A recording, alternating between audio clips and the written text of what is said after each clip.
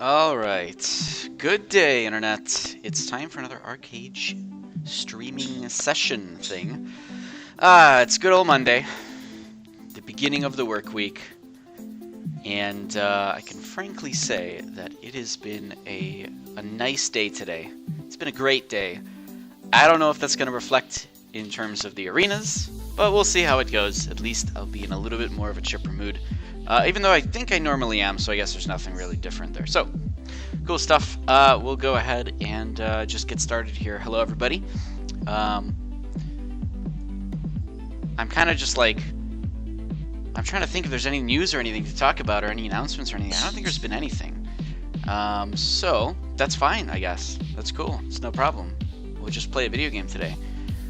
So, let's go ahead and get started. It's past reset, so we can do the arenas right away. And I don't really want to, like, I was thinking maybe I should start with the naval arena or not.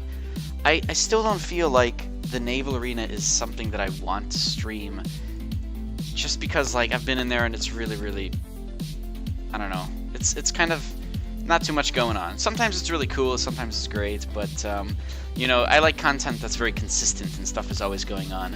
And you might say, why not stream Overwatch? Well, okay, yeah, I know. Or any kind of game like that, any kind of first-person shooter. But yeah, I guess I like RPGs too much and I want to stream them for some reason. So let's try to get 3v3s going and see if we can get it right away here. We'll see what we can do from there. And of course, this is cross-server arenas, so anybody can participate in the arenas with us. Just feel free to queue up as long as you're on a North American server. So that's what we're going to be doing today, as usual. Apparently Apex has been re-enabled. They shut down the ability to use Apex for like an hour from the looks of it. So I guess something happened. I don't know. But it's only been an hour, so I guess something internally happened on their end with registering the Apex for credits. I have no idea what that might have been. Because obviously they didn't say anything, so why would they? It actually doesn't make sense to. So it's all good. Okay, so yeah, so we're doing arenas. I've got bruiser badges. I'll be using additional bruiser badges if I need to. I don't really care too much about gold for this sense, just because I actually do want to do the arenas, especially when they're entertaining and cool stuff is going on in there. So we'll see if we can get that to happen. But yeah, I don't think there's any crazy stuff to talk about. Saturday I streamed. We talked about most of the stuff that they talked about on Friday for the Try and live stream. Saturday I also started off my new build that I'm kind of trying out, and I'm still using and still feeling pretty good about. There's a few things that I don't think I'm going to be tweaking, but I need to start using more often, like for example pin down. I got to find a nice time in terms of gameplay and stuff when I want to pin people down. It's hard to be like, well, should I use wall up or should I use pin down? But the truth is, unless they're casting something, I shouldn't be using wall up. I should be using pin down, right? Because wall up I want to save for when the person is actually casting something and I have some kind of a timing or something to actually interrupt. So anyways, I'm kind of trying to fit that in and use that ability more often, especially since it does a pretty good amount of damage, and especially does a really good amount of damage on shackled targets. So yeah, so it looks like nobody's in 3v3 arena, even though we're right after reset, but everybody's queuing up for navals. What else are people Xing up for? Let's see here. Nothing there.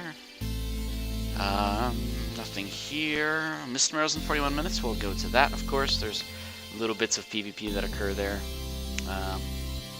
Let's see, what else? I think that's generally it. So we'll just stay queued up here and see what happens. That's gonna be the plan for today. And then I guess at the same time I can just go and farm some mobs. The main reason for that is because I need to farm mobs, and also because I would like to continue practicing all of these combos and everything just out there, on mobs or whatever. So there's a lot of things I need to do there for practice. And it's generally a good time to... A good way to practice different combos and stuff is, of course, on mobs, so that you kind of know what your combos are once you go to the arenas. And of course, with any new build, it's going to take a lot of patience to learn all the combos and to learn all the timings and everything. So that's kind of what we're doing here, kind of forcing ourselves to do it. So let's go to Whale Song. Actually, no, let's go to Aegis. Mainly because the mobs there last a little bit longer health-wise, so I can at least do a couple combos on them before they die. Otherwise, I just one-shot everything Whale Song, including the big mobs. Alright, we'll grab the quests. We'll turn off the quests. I don't need to see those. I wish you could just get rid of this, because like I really don't like that the screen is on the right side. But obviously it doesn't go away forever. It just goes away for like until you log back in.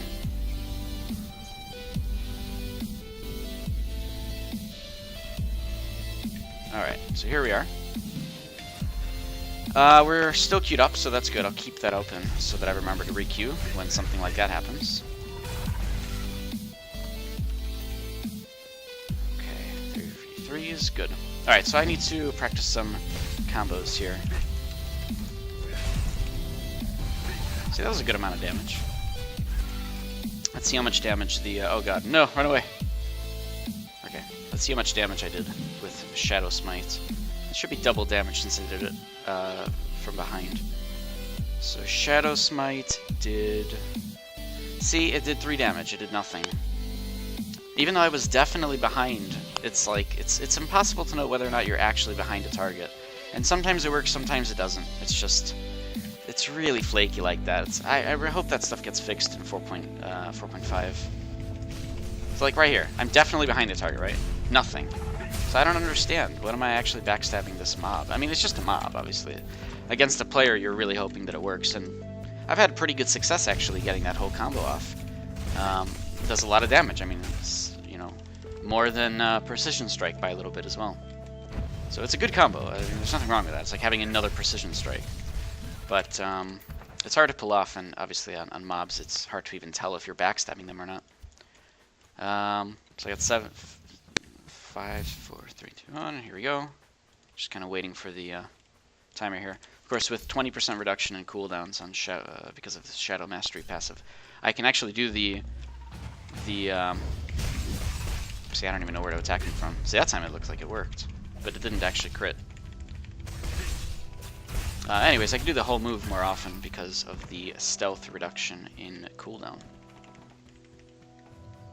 It's just using this whole setup is so interesting because I use my stealth doing it, and unless I have Bloodthirst Explosion active, which I don't, or Blood Frenzy active, unless I actually have that active, it doesn't reset stealth, so I kind of lose my stealth there. It's a very aggressive move that pretty much says, hey, I'm going to be fighting you for a little while now, for at least, you know, 30 seconds or 35 seconds. What is it? 36 seconds. Alright, here we go. Ah, God, it actually didn't crit again. I needed to crit. How much damage does it do without critting? So without critting, the Shadow Smite does 11,000 damage without crit. That's actually kind of impressive. I mean, I guess that's normal since my crits are like 40k. But, alright. Don't want to do that again. I'll do it to this guy in 10 seconds. We're still queued up for 3v3s, but I guess none of them are actually happening right now. Which kind of sucks, because it is right after the reset. See, man, it's not crit. It does not want to crit today. What is my crit rate? My crit rate is literally 69%. Obviously with these buffs on and everything, but yeah, it's pretty close to 60%. And yet I cannot crit this thing whatsoever. Never lucky. Maybe my whole day is going to be like that. Never lucky. No crits. Should I regrade something? Not the best idea, but...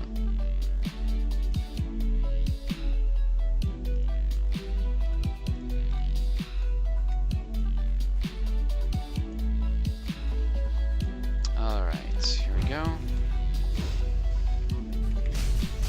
Okay, come on. One time. Hey, it worked. Okay, we're good. Let's see here. So what do we got? Shadow Smite. We've got...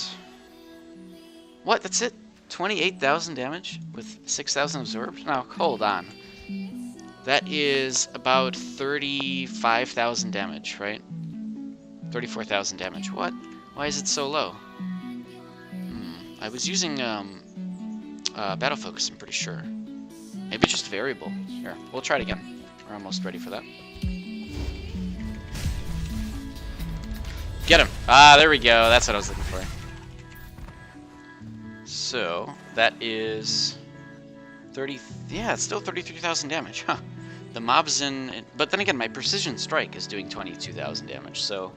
I mean, to be fair, Shadow Smite is doing like a third more damage than Precision Strike. However, let's try a Precision Strike that has bleeding on it, because that's really the best kind of Precision Strike, which is a combo now I can do with Pin Down.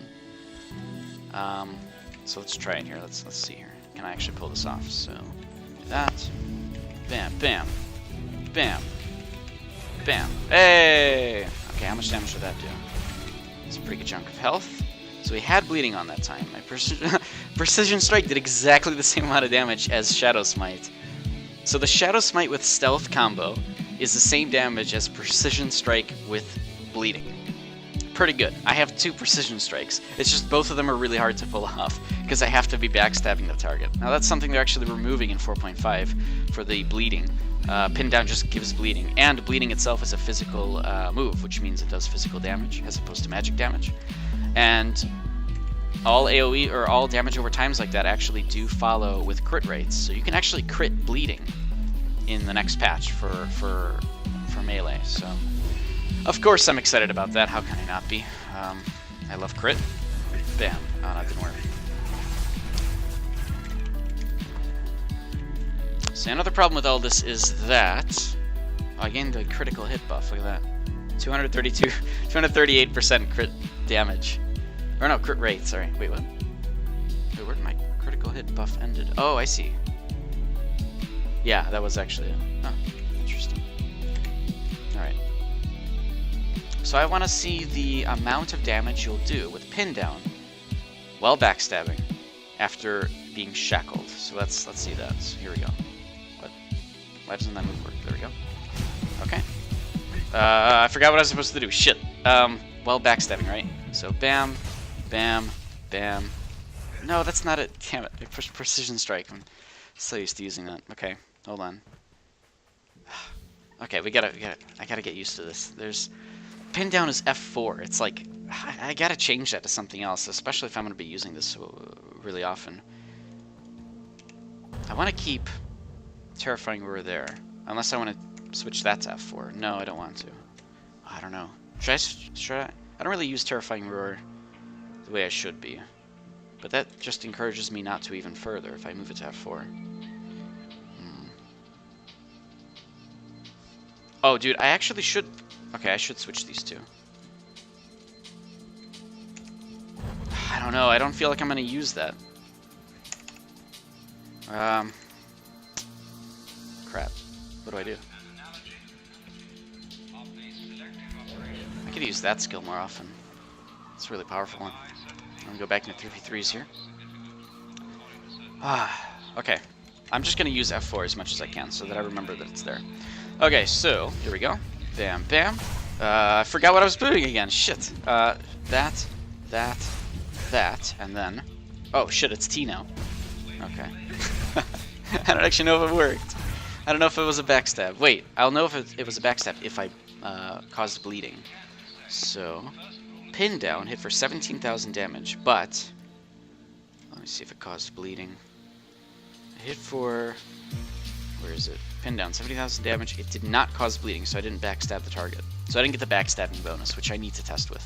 Because I'm doing all of these based on backstabbing anyways. Alright, so let's try it again here. Bam, bam. Shackle the target, and then... No! Oh, God. I keep forgetting. I keep pushing F4 instead of just T. So now I gotta get used to that button. Oh, my God. Ugh, so much stuff to get used to with this build. Ooh, got 200 honor from that. Nice.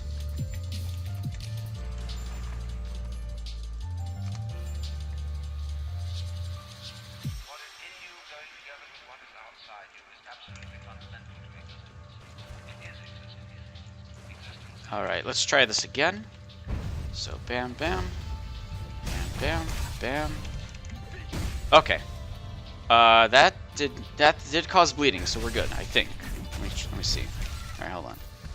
So, we go up to Precision Strike. Yep. Something caused bleeding. Let's see. Yes, was struck by rank 2 bleeding, because it increased the rank. So my pin down did 22,000 damage, which is the same amount of damage as a Precision Strike that is not on a bleeding target. So pin down does the same amount of damage for me as Precision Strike, in a sense. I mean, not on bleeding targets, but still pretty good. I mean, that's really good. There's like levels of damage I can do that if I do combos with additionally, I'll increase the damage like by a third, like by 33%. That's significant, really. So that's good to know. There's a lot of different ways I can do that, a lot of different combos. The nice thing is that if I do cause bleeding in any way, I can take advantage of the Precision Strike combo. So, and then also, because pin down causes bleeding for so long, I can probably get 1 or 2 Precision Strikes off before the bleeding ends, or I can just cause another bleeding. So there's a lot of cool things I can do with that I'm pretty happy about. Let's try this one more time. So bam, bam, bam, bam.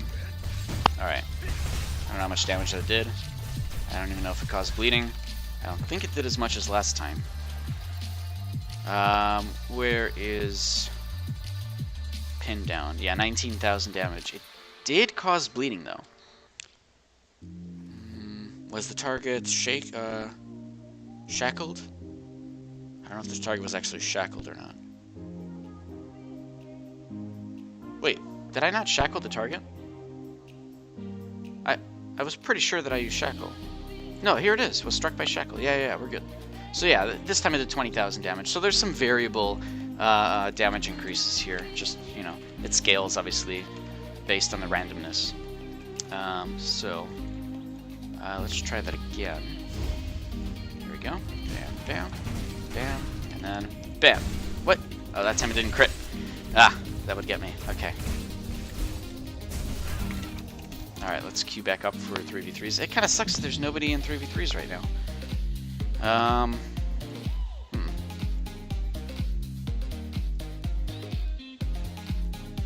Nobody in 3v3s right now. Miss Marrow's in 28 minutes, so we've got a little bit of time before then.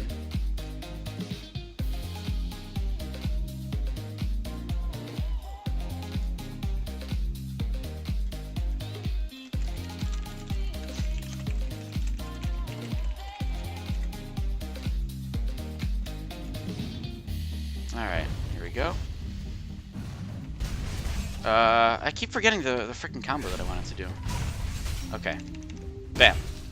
Okay, how much was that? 22,000 damage again. So, I mean, it's pretty reliable amounts of damage. It's just, it's a question whether or not I can actually get it to work, so... I don't have... Oh, no! He reset! I didn't have Shackle up. I couldn't do that combo. Or I didn't have Shadow Smite up. I couldn't do the combo. Alright, now I have it up, but I don't have Stealth, so... It's kind of not very helpful. T Blake, how's it going, man? Finally got a skirmish arena. How's your day going, T Blake? I'm doing just fine. Once again, messing with the new build, trying to get the combos, making sure that I know them. So, fun stuff.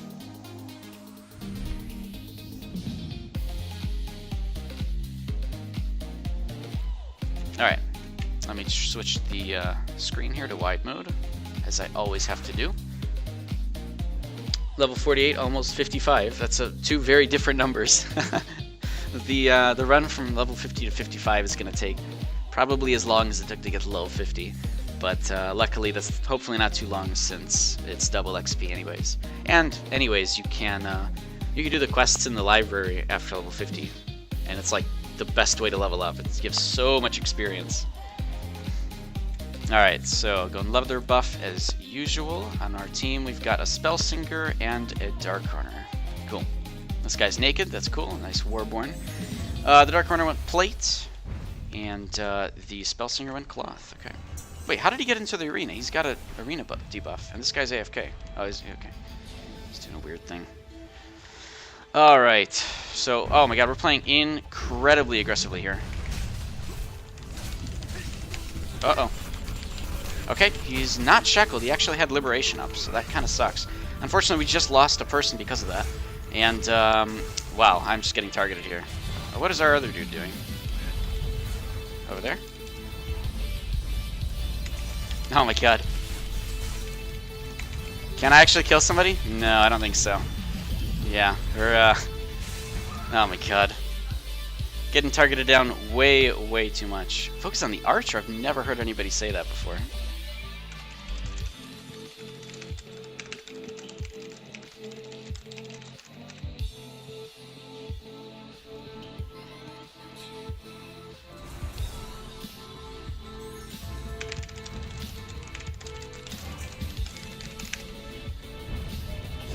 Alright, I'm gonna use stealth already.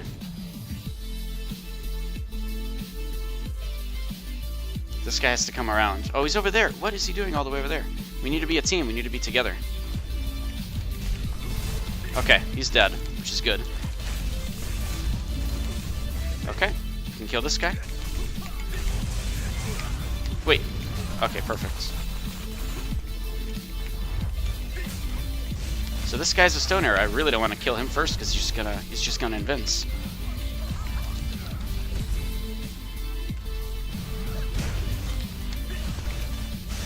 All right, nice pin down at the end there. So I think we need to kill the mage first. So where is he? There he is. What? Oh, he can't stealth. I forgot. Okay. All right, everybody's stealthing. So I'm gonna go this way now. I want that mage to show himself. This guy, I think, stealthed actually the first, our Dark Runner here, so that could be really bad for us. And if any of us get kind of picked here, it could be even worse. I don't know if that's visible, this effect that he put on himself. But we need to stay together. It's about to run out. Looks like they're over there. He already used his thing. That's pretty bad. Frigitrax is actually really scary right now. Oh no, they're going for our guy because it's so easy to... There we go.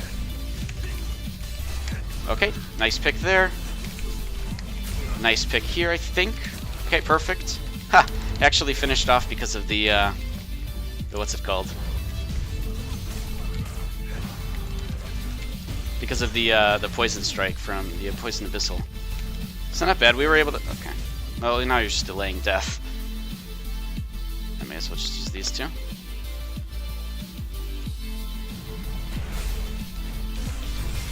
Well, maybe. I mean, he could possibly try to kill us here. I don't know.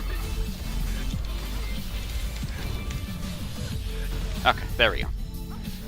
No problem. Picking off the mage first was really good. Of course, both our mage and their mage died at the same time for the exact same reason. But luckily, we were able to kill off their Dark Runner just afterwards. To be fair, though, they did have an archer and a melee as their DPS, while we had two melees as DPS with our cloth mage. So, wasn't the most impressive thing in the world. But I do want to practice this combo before I go back in. So 1 second here. Let me switch it over to wide mode. All right. So how am I gonna do this? So so we know F4 is this, which is good. F4 is Terrifying Roar, and then all right, I need to do Pin Down for bleeding, and then Precision Strike, which does the same amount of damage as Stealth plus Shadow Smite. So I have two really upper tier damage things, like incredibly high tier amounts of damage, but they require really complicated combos, kind of. Precision Strike is a little bit easier since there's more ways to cause bleeding. Okay, and then there's a lower tier of damage, which is Pin Down plus Shackle, or just Precision Strike completely, just it alone. Since the upper tier of Shadow Smite is the same as the upper tier of Precision Strike, I'm going to go ahead and assume they do pretty similar damage already. And we kind of already know that, to be fair. So it's with these combos I'm reaching the really high tier that most people generally don't do damage in, because it's kind of hard to actually get these moves to go off. So like this one, for example. Oh, I forgot that they reset every time you stealth. Damn it. I need to have a pet out so that doesn't actually happen. Alright, so let me try the... Okay, Precision Strike there. Oh, wow. We got 200 more honor from that. Cool. And then F4 is that button. Okay. That's pretty good. Oh, also, I do want to show off the bleeding. So, right now, just in case anybody doesn't know, bleeding does magic damage. This has always been the case. Bleeding is always magic damage. Then 4.5, they're changing it over to physical damage. And you might say, okay, well, that's fine. It's probably not going to add that much. It depends.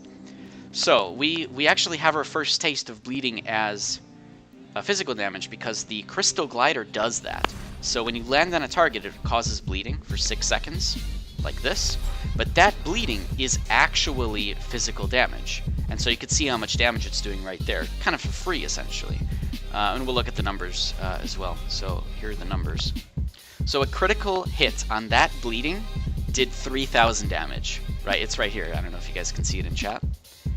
Here's another critical hit on bleeding. And again, it's because my crits are incredibly high, my crit rates and damage are very high, so it scales appropriately. It's a bleeding, it's a physical move. So, not only that, but it looks like bleeding actually caused puncture, which is the reduction to, the reduction to, what's it called? Physical defense on a mob, obviously, so they can't defend anything. But anyways, that's what it was able to accomplish. Like, there's a whole bunch of reasons to use that. From the looks of it, it did not proc it did not proc this thing. It did not proc the Delirium, but it's not meant to. Any kind of damage over time is never procced Delirium, even if they crit. So that's appropriate. This is an actual appropriate bleeding physical buff, the same one that you'll see in 4.5. They kind of just give it to us early, probably because they maybe got the Crystal Glider just before 4.5 or something. I don't know. Or maybe they only got their Crystal Glider after 4.5. But either way, it does the same thing. So it's important to note that that's a really, like, it's essentially free damage. All the bleeding effects being like that, not to mention that Pin Down is going to be a 100% bleeding causing move. That's actually a big deal. You don't actually have to backstab the target anymore in 4.5. It'll just cause bleeding. So it's nice, and obviously it's more reliable to use. I don't know how reliable backstabbing is in 4.5 compared to what it is now, but I guess we'll see. So, good stuff. I'm kind of happy about that. All right, let's queue back up for 3v3s.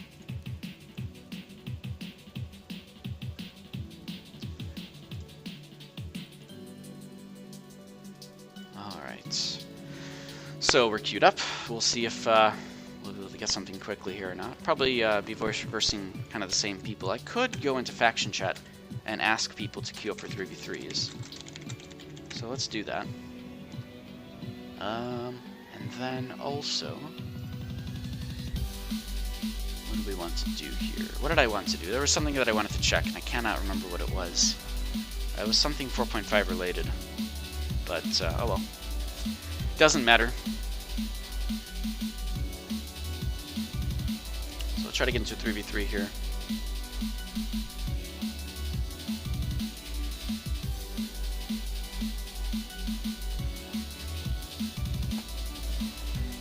In the meantime, I guess I can just keep killing mobs, because why not?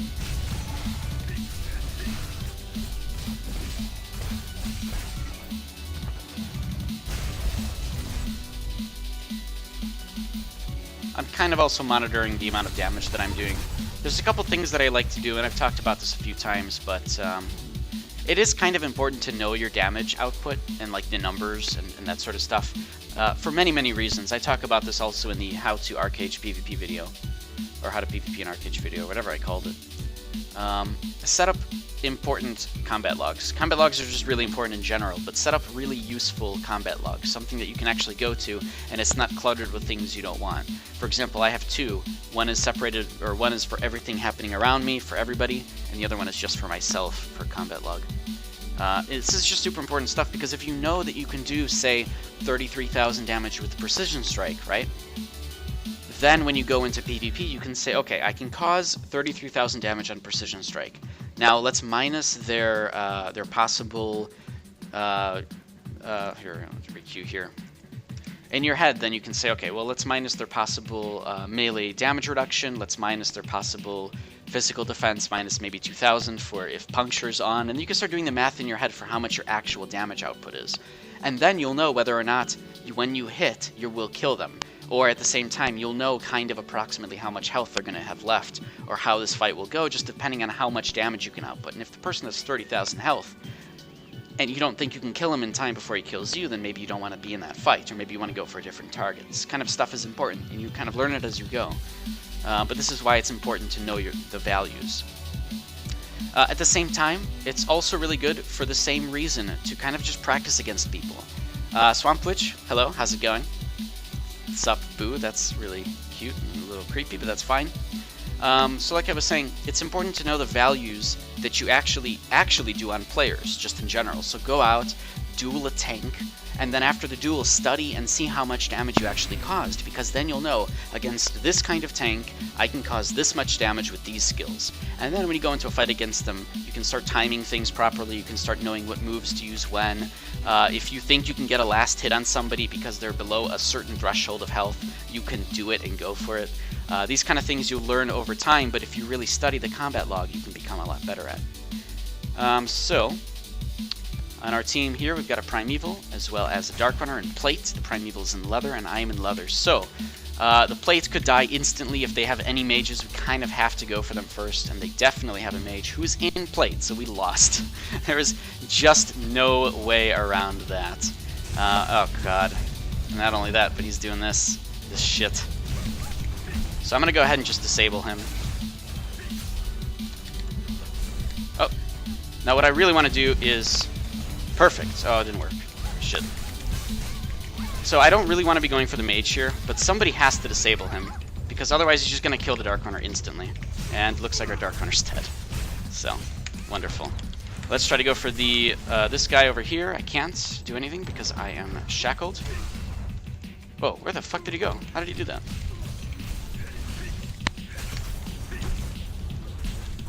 Oh my god. Use the potion. Not the oh wait, he's just getting healed. What am I doing? Wait, our other guy isn't actually dead yet. Oh, that's awesome. But yeah, the healing is a bit much. Nothing I can do about that, unfortunately. Whew. Okay, let me see how much damage I can cause against the mage here. Or the healer here. Oh, quite enough. Alright.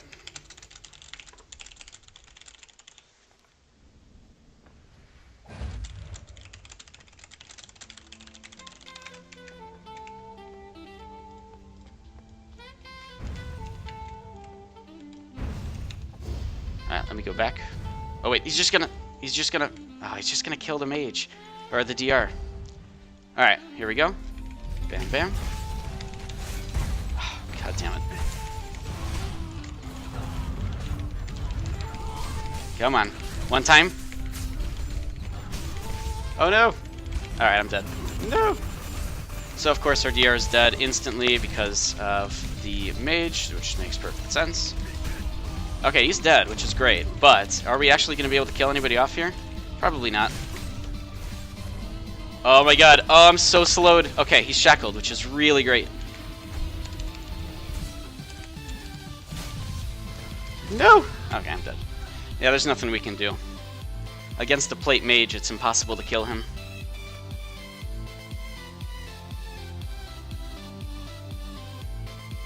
Alright, Swamp Witch. Yeah, that's you, creepily cute. Yep, that's right. We got Mist Marrow soon, I'll be going to that. Hopefully I don't have to fight you, because I always hate killing people that I know. It's the same for dueling, too, and 3v3s, everything. I always hate killing people that I know. It's like, it's disappointing to me, just because of how much damage output I do. It's like, man, it could have been a good fight. At least Lancet doesn't die to me, so that's fun. It's fun to fight him. I never feel bad about it. Because I never win. It's the best way for me to fight. I never feel bad about it because I never win. Okay, so let's keep going back. I don't want to keep going back if there's going to be a plate mage like that, though. So I'm going to wait a little bit to see, to let the 3v3s cycle. In the meantime, we've got Mist Marrow in 10. Let's super hesitant to try 1v1s. I mean, we see what happens every single time.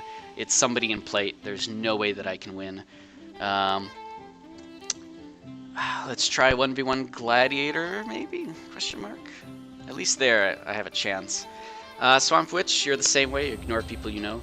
I like you, you'll feel bad. Yeah, that's pretty much it. Unless like you are just getting ganked like crazy, I will steal the kill on you. Because I figure, you know, you probably at least want to go for let me have the honor points instead of somebody else, right?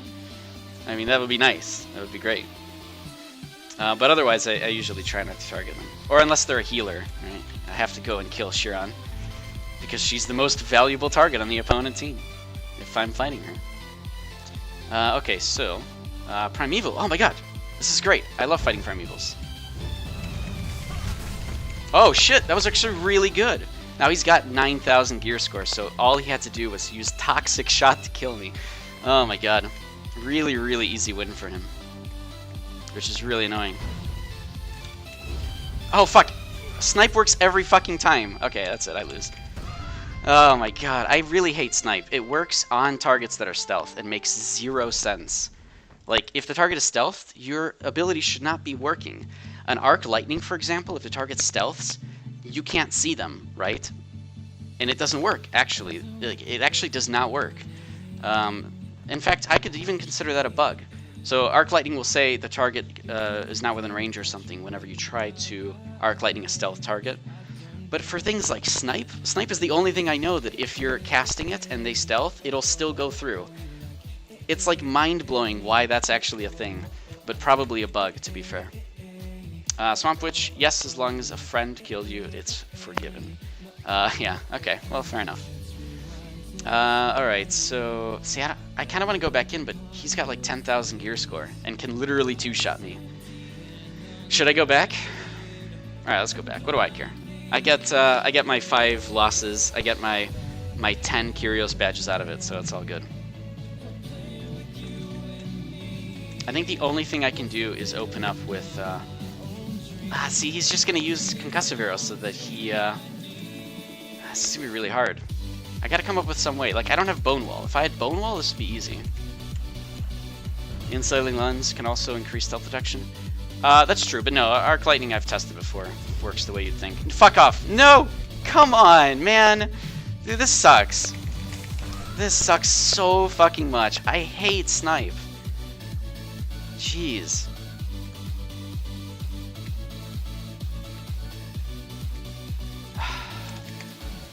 Okay, alright, alright.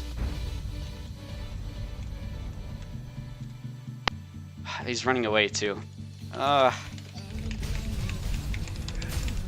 Okay, he's shackled, which is great, and he's dead. Okay. Ugh, this fucking Snipe, man. Every single time.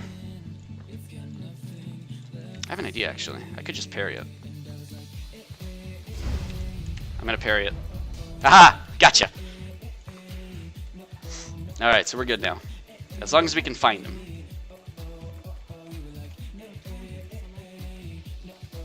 I have a sneaking suspicion he's in here. Oh, maybe not. Oh, I'm gonna be in there then. Oh wow, you can see through the walls. Alright, well, that's not OP at all. Where'd he go? Okay, he just unstealthed, I think. Wait, what? Oh, there he is. Fuck, he saw me. Deflect and retaliate, though. He's just running away. Oh my god.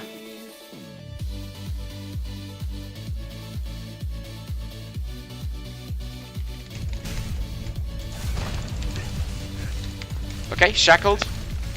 Perfect. And dead. Whew. No problem. Oh my god, 10,000 gear score is ridiculous. You just cannot fight these guys, or 9,000 gear score. Alright, let's go to Mist Marrow. I'm tired of that. There's really no way, though. He can two-shot me from range, so unless I get within range, I can't win.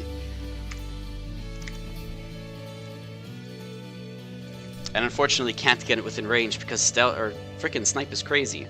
However, deflecting it is great, so at least that part works. You know what direction they're in, but it's not really helpful beyond that.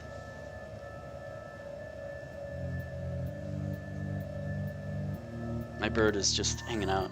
I figured out how to make him stop yelling. Is if I just open up the cage and let him roam around. He doesn't care. He's just kind of doing his own thing. He doesn't go to sleep either, really. All right, so let me do the fabric thing really quickly here. I got all my arena rewards.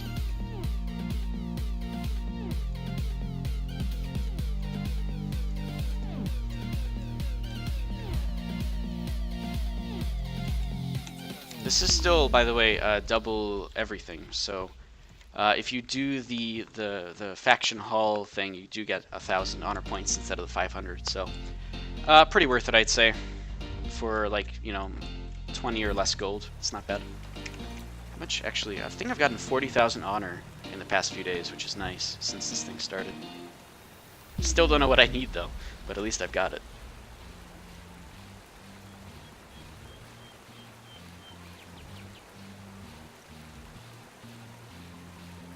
Yeah, still not really sure what I would need with honor. Oh yeah, that's right. I wanted to get it. I wanted to get the general token. A little bit easier way to get it than having to grind it out with the Curios badges. I'll probably do that. I don't know why they're starting a raid now, but I mean, when we go in there, it's gonna go away. All right, whatever. Anyway, sorry if Mist Marrow isn't going to be the most interesting thing. I know it is very west-sided when it comes to Mist Marrow on Kraken. For that reason, if it's not interesting, I mean, I'll just try to go to arenas, I guess. But at least it tends to like be At least stuff tends to happen there. But anyways, afterwards I'll go back into the arenas. But I do want to get it out of the way. I want to see how it is in Mistmarrow. Haranya won yesterday. I mean, just by taking towers alone.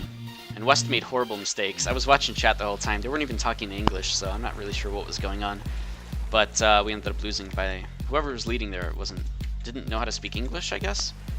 So I'm not really sure what happened, but whatever. That's fine. I ended up getting like 600. I think it was 660 honor that I got yesterday. So just from killing people, I made up for the fact that we didn't win. But then, of course, that's my amount, not the rest of the factions. Swamp Witch East can actually make it a fun fight, but a lot of Care Bears on the side. Yeah, I mean, I'm aware. And again, there's nothing wrong with that, by the way, for anybody tuning in or whatever. Being a Care Bear in this game is fine. I mean, that's a thing you can do. It's not even called... people say Care Bear. It's a horrible word. It's just you're playing the game differently. It's not really a big deal. You know, people use it for decorating houses and stuff, and you can see lots of videos about that. But it's just folks who don't want to PvP, and that's okay. And a lot more of them tend to be on the east side on Kraken right now.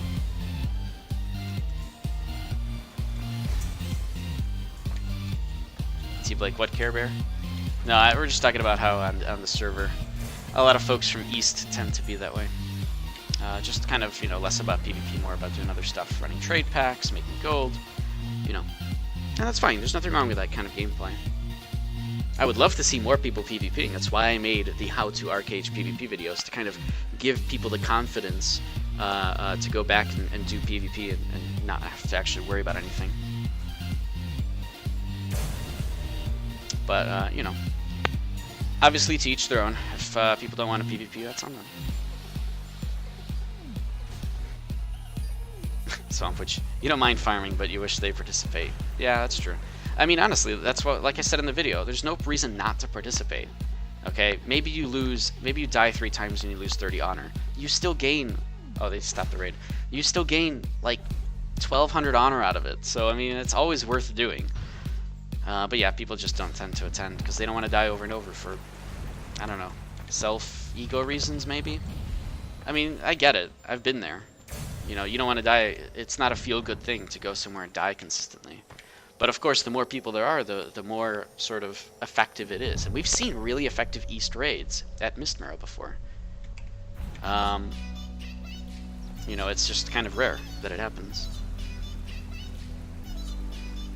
Also, from the looks of it, for anybody that's wondering, currently, I don't think there's going to be any PvP on the server because we're allied with Omen. And, yeah, the other nation is gone. They've left the server. So, not really too much happening here. I mean, it sucks, but these things come and go.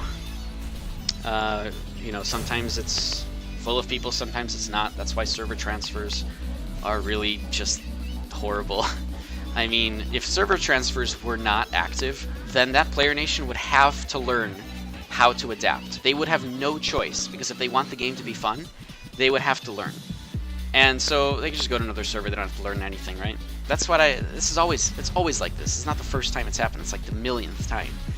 I really hate server transfers, because they distract people from, allow people to avoid having to learn, and instead can just go and do whatever, you know, go somewhere else, free farm, and then use the only strategy that anybody knows, which is numbers and gear to win.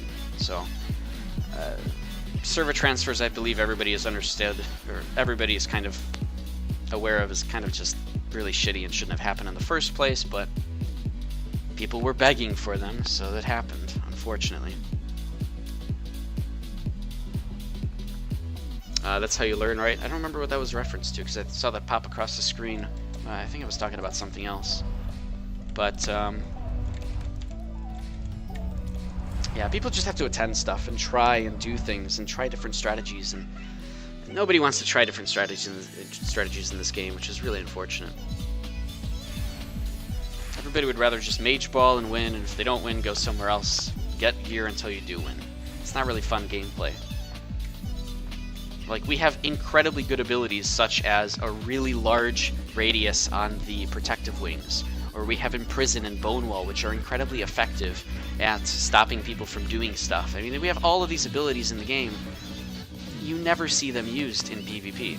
No idea why. In fact, Swamp Witch, hold on. I know you're here. Where are you? You're over there targeting me. I see you. Let me click on you. Okay, you've got Auramancy. Okay, listen, I want you to do something for me. You'll die a lot, but listen. Spec Protective Wings, Flame. The Flame Protective Wings. The way it works is it's a huge radius, and everybody in it only takes 20% of the full damage. Alright? And on an initiation, just use it and stand kind of in the back and see what happens. I mean, maybe it won't help, but I'm curious to see. Like, obviously it's the first time to do it, right? You're doing it for the first time. It's not going to work that well.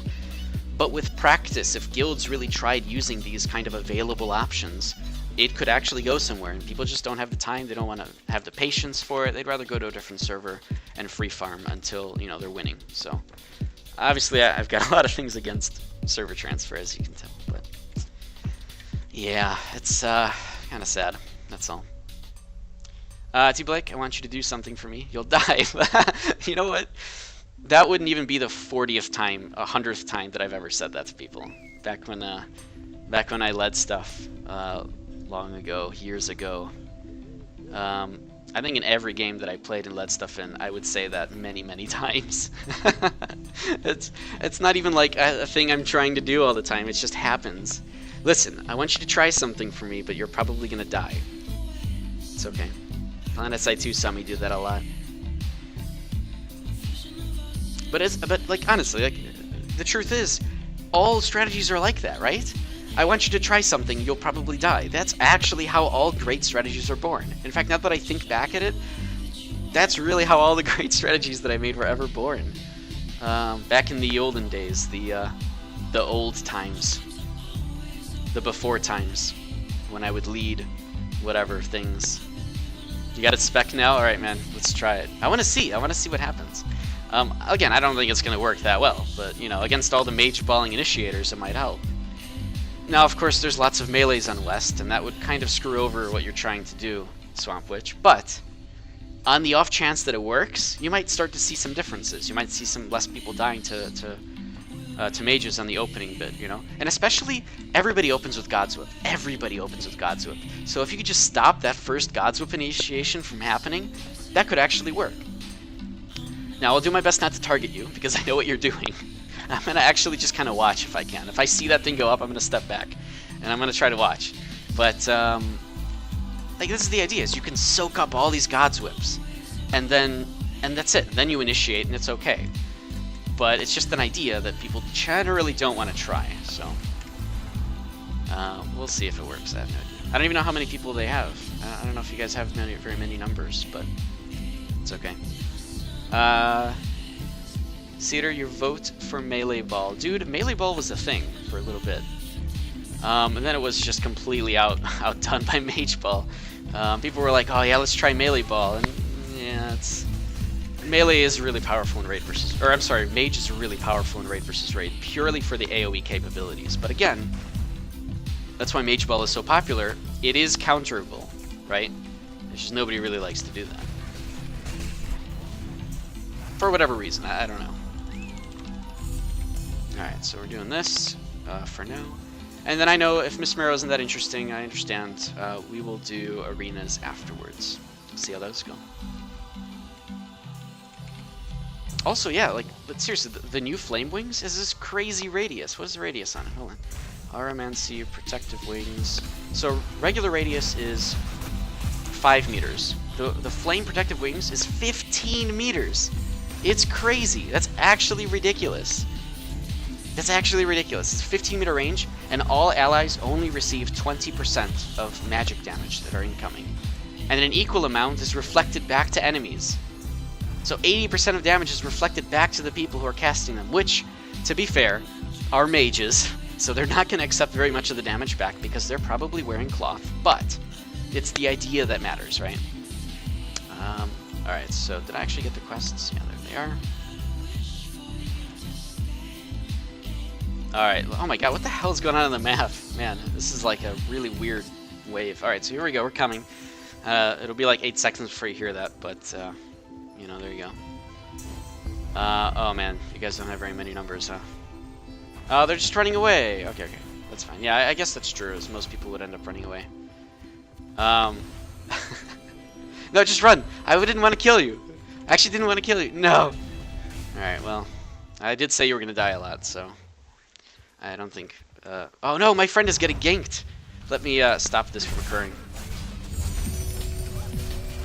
I cannot let my friend get ganked. I don't even know who that guy is, but I just call anybody that's in West a friend.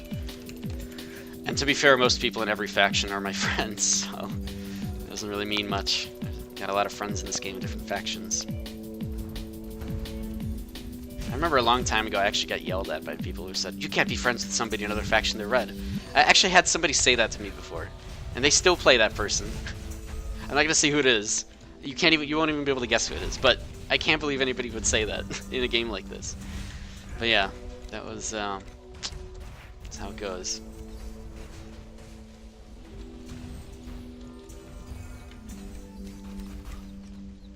It's nobody that I like. It's not a friend that said that. It's somebody that most people don't like. But yeah, in case anybody was wondering, oh God, was it me? If you've never said it, doesn't matter. But yeah, in this game you can have friends all over the place. That's the point of learning another language too. Well, I mean, there's many reasons, I guess, for learning another language. By the way, in 4.5, they're removing all these other languages. You can't actually talk in, oh God, where are they listed? You can't talk in Elf and Harani and Firon and Warborn. Those languages go away in 4.5. I actually have no idea why they would remove that. Oh, I should actually make a thing about that. Why would they remove the languages? It's so, like, it lets people roleplay. I'll give them that, right? It's literally a language that if you wanted to talk to somebody, you can. And nobody else would know what you're saying in Shout Chat. Or at least the other faction definitely wouldn't. So, actually really curious why they're getting rid of them. In fact, if people actually use them appropriately, if you had to talk in Shout Chat, you'd have a friend who's the other races, I guess. There's multiple. You would have them say the same thing in Shout Chat under their languages, just to make sure you covered all the grounds. But anyways, I digress. I'm just like, this is just a random thought that popped up to me. Language removal. Alright. Fun random thoughts. Alright, I have no idea what's happening right now. People are going to CR. I really don't want to go to CR.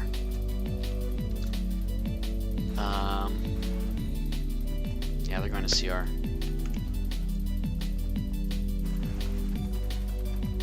I don't want to go to CR though. We really have to. We took all the towers. There's nobody here.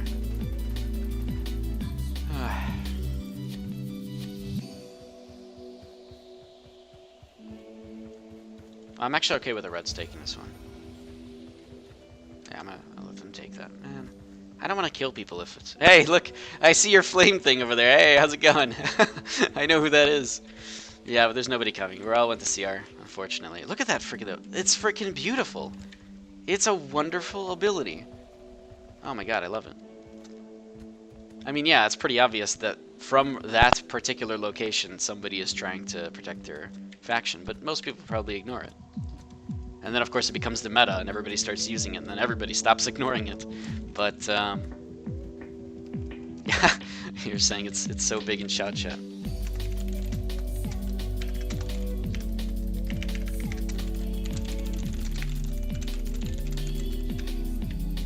Just make a crude joke in Shout Chat.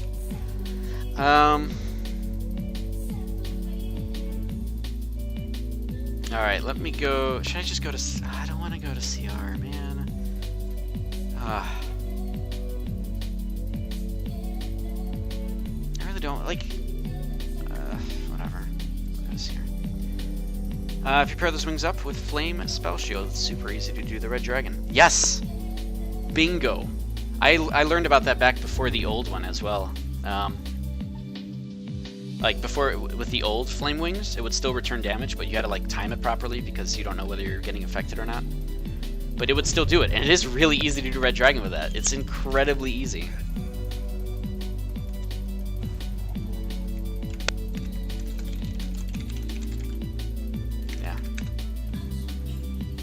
Yeah. In fact, every time you reflect damage back to the Red Dragon, like during the initial phase. It's the same, or very similar to the amount of damage that one of those cannon shots would do. So it is really, really powerful. I mean, it's a nice move. I mean, I like that they actually took out the old flame wings and made it this one, because this one's obviously a lot more reliable. But it was still good if it was used appropriately. There were times even on stream when I would actually, I'd notice that somebody's using it on an ally, and I'd run up to them, grab it, and then run out of mage. I've done that on stream before for sure, but it just does not happen very commonly. Oh, I did not take the quest. Oh. It's 2 minutes. I can wait 2 minutes. Let's grab the quest here. Cedar, you can actually do 4% to it each time it goes around. Yeah, if you get a full raid doing it, oh, it's really good. Way more efficient now than it ever was with the old flame wings, I'm sure. I haven't seen it used, but no doubt. Really, really easy way to get to the second stages, and then that other stage later on. Just a wings rotation, essentially. You literally have a wings rotation for Red Dragon, and it works.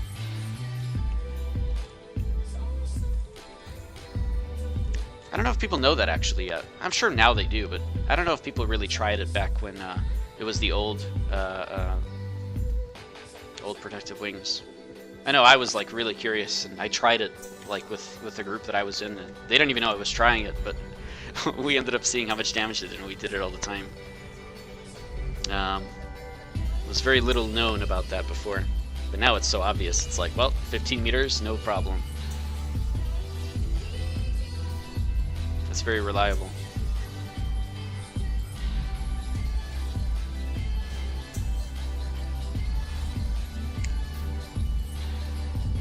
But yeah, it's a really good skill. Thing is, it's got a 2-minute cooldown, obviously. So you kind of have to, you know, you're going to have to use a wings rotation Red Dragon, but in PvP, it's really just the initiation, unless you have other people using wings. And like I said, the initiation with protective wings is already really good. Like I said, just even soaking up the initial God's Whips from all the enemies is just the best thing. So yeah, I would love to see it used more, but it just doesn't really. And again, it goes back down to, you know, player nations or groups of people or guilds or whatever are just not trying to adapt and use different things. They'd rather go to a whole other server. I wanted that quest, shit. They'd rather go to a whole other server and not have to even try to adapt. It kind of sucks. Matt, how's it going, man? It's been so long since I've seen you. Obviously, I just saw you yesterday. But how is your day going? Cedar, used to get like 4 people in your car and drive after it. And the guys in your car, you think, got like 11 shots off. Oh yeah, that works too. Yeah, you can use the car. And just have people on the car. Although your car, I guess, goes slower, but that certainly works. You can follow it.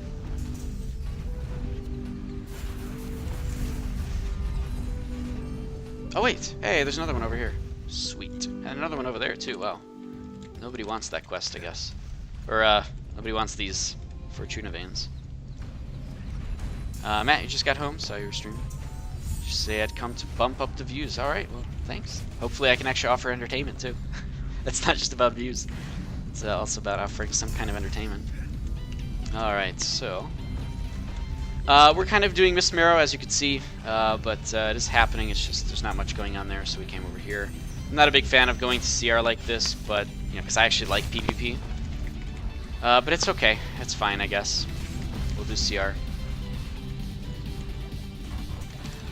And then we'll go back to Miss Marrow, and then after that we will go right back to doing 3v3s. Which I really need to do because I want to keep practicing the new build and combos and everything, so I've got a lot to kind of practice on with that. Oh wow, she got stunned there.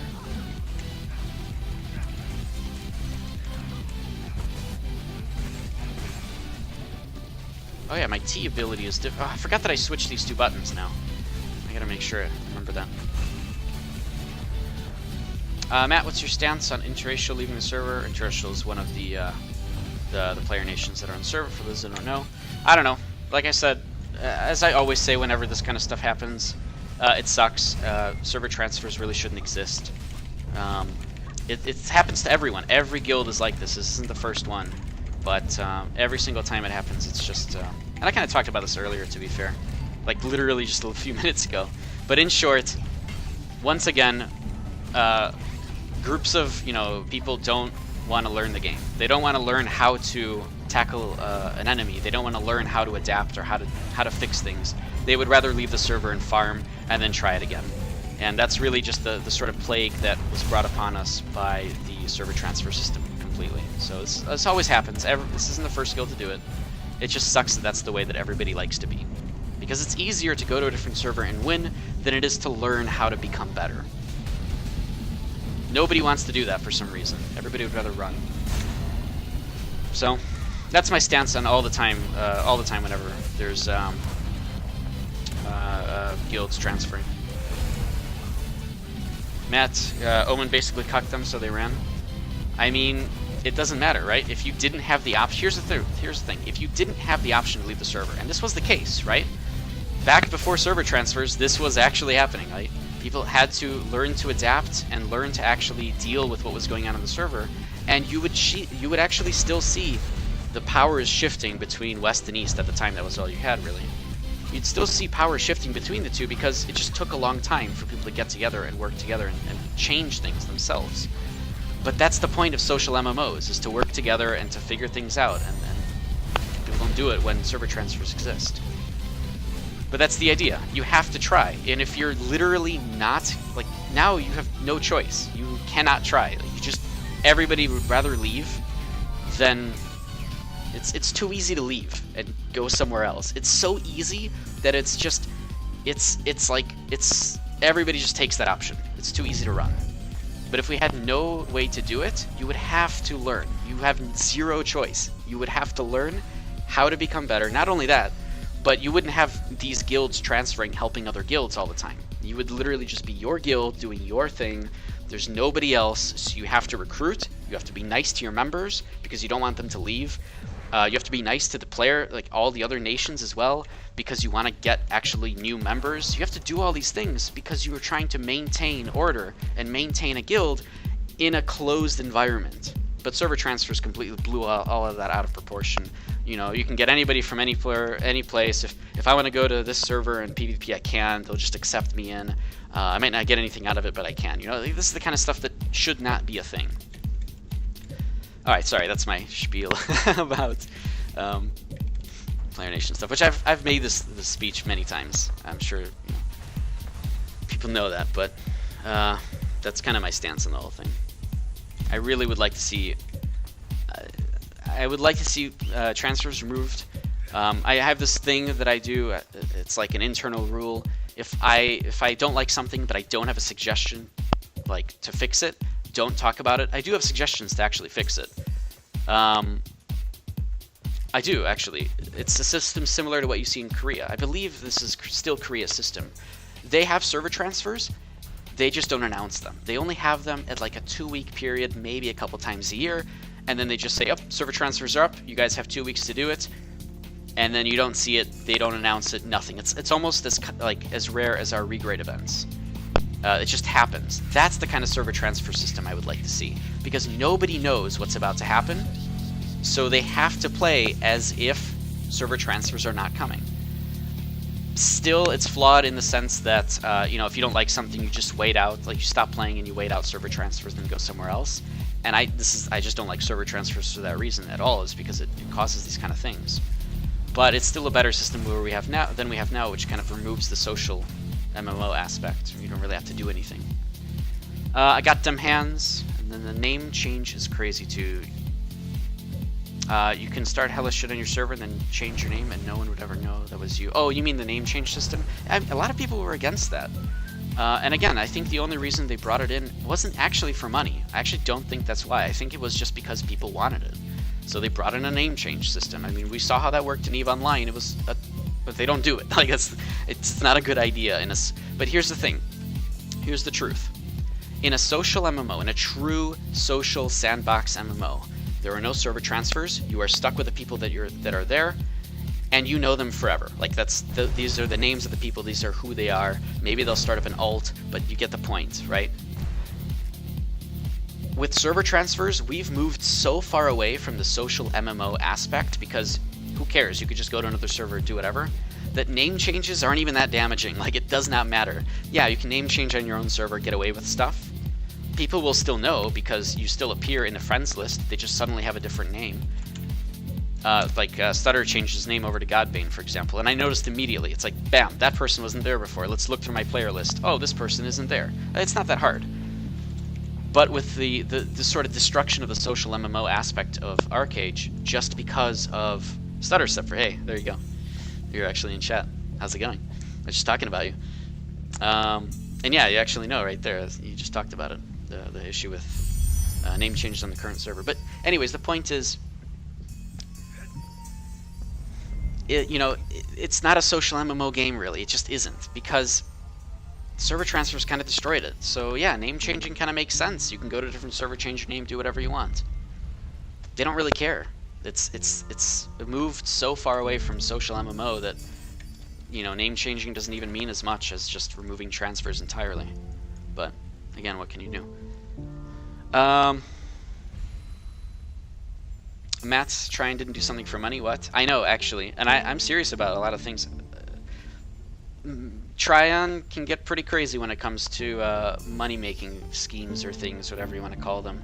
Obviously, most people are not a fan of those. I'm not either. But I believe actually this one was just done because players wanted it. I'm not even kidding on that one.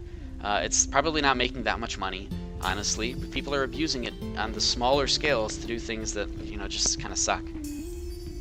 Cedar name change can work like that. But if you got good gear, you will get recognized. Yeah, that's true too. You'll still probably get recognized if you have gear. Plus, you can see people's gear, so you can start. It becomes like a witch hunt as to who this person is, I guess. I don't know. In general, I'm not really a big fan of them, but I think most people aren't really. The only people who are a fan of name changes are the people who name change. So, the only people who are a fan of, bad things are the people who are doing them, right? So that's kind of how it is. Stutter, that doesn't work that well if your player objects is on enough friends list. Right, exactly. Yeah. So yeah, I noticed that you said that earlier. Just kind of read it out loud. Exactly what I was talking about. If people are on friends list, then even if they change their name, you'll know.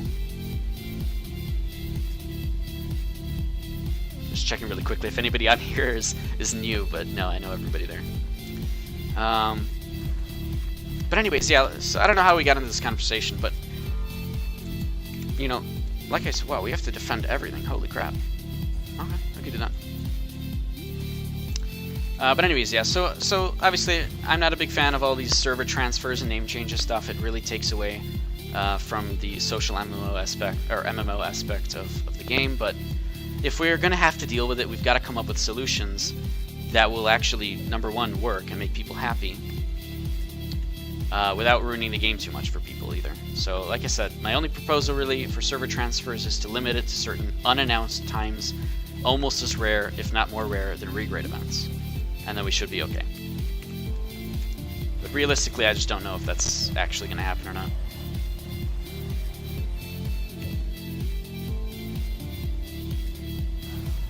Alright, looks like we won this by the hair. There's one place they could have taken, and it doesn't seem like they did. But yeah, you're right, Cedar, you can't make everybody happy. You just can't. And honestly, they try to make people happy with server transfers and name changes. It's degraded the game so much that, I don't know, is it really worth it? Probably not, in my opinion. But again, it's just an opinion. I could be wrong, too.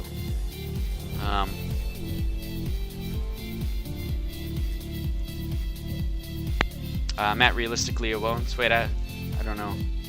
What were we referring to with realistically it won't? I've already forgotten what I was talking about. All right, so let's go back to 3v3s as well. I think we're done here. Do you guys want to try to do Kadoom? They want to do Kadoom. I don't want to do Kadoom. It takes forever. Get out of here. Let them do Kadoom.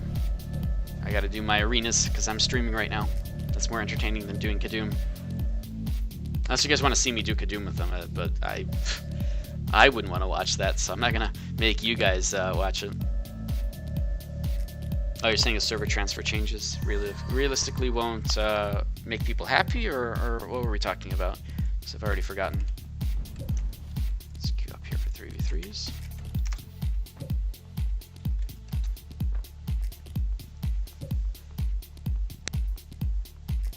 Stutter server transfers prevent the whales. Oh, server transfer changes won't happen. I see. Okay. Yes, I think so too. I really don't think that they will. As much as there's reason to change it and make the system better in a way that will actually fuel social MMO aspect of Arcade, which is the point, I just don't think it's going to happen.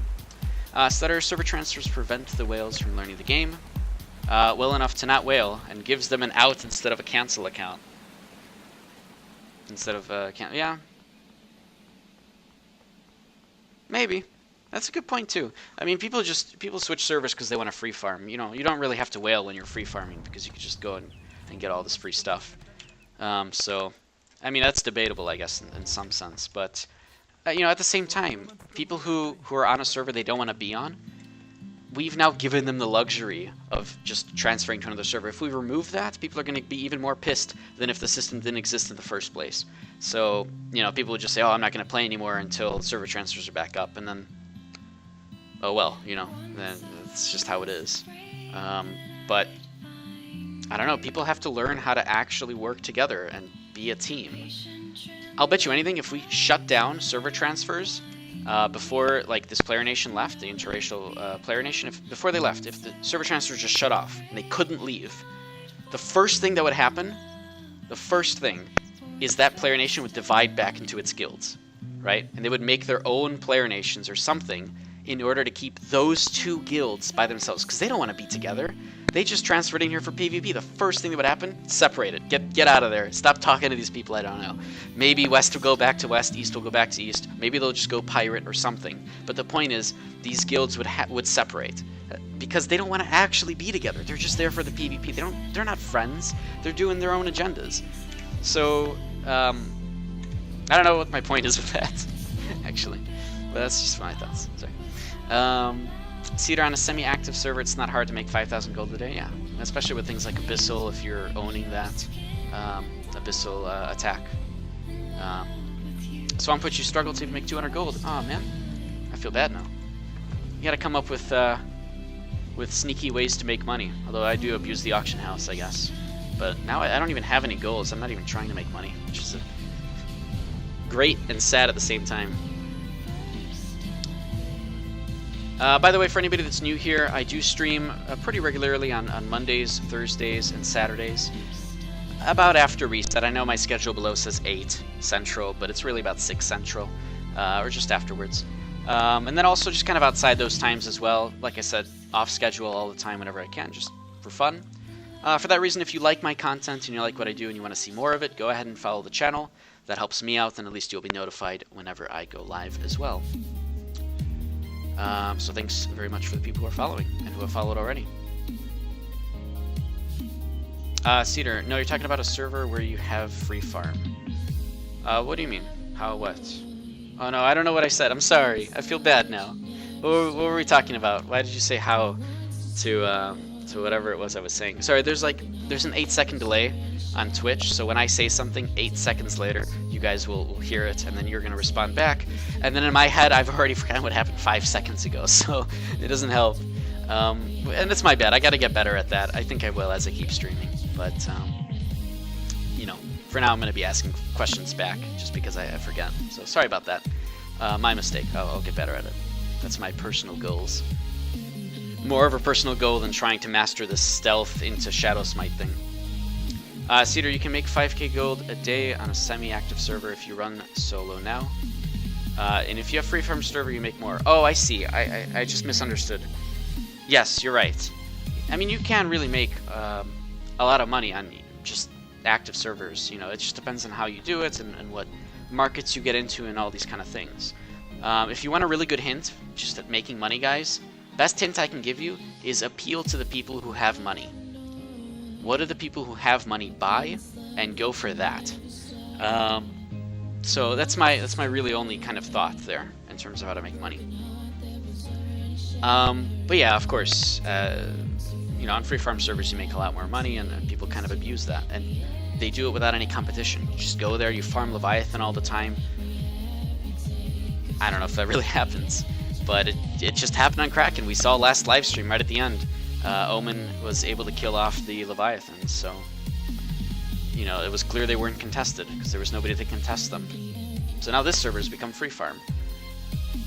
and only because of server transfers forcing, not forcing, but server transfers causing it so that all the PvP just stops, and it's not fun anymore. So yeah. I think most people are in agreement that server transfers are pretty bad. Even the people who are doing it, I think, really know that it's a bad system and should not exist. Because I think people want people...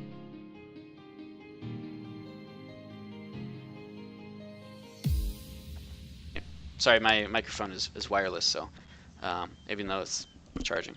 But anyways, let me repeat what I just said. Anyways, I think the guild leaders in general are like maybe thinking that if they stay on the server and try to compete, that they're gonna make their whole guild sad. Oh man, but this is just oh my god, this eases into my point so much. What server am I on? This is Kraken server, and I'm queued up to 3v3s. There we go. So there's a point I want to make. Let me write it down, because I don't think I'm going to be able to say it before this 3v3 starts.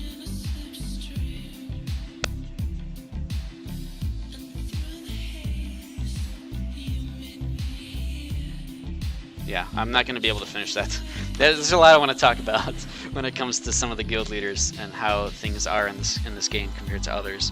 But let me do this 3v3 first, because I want to get into this.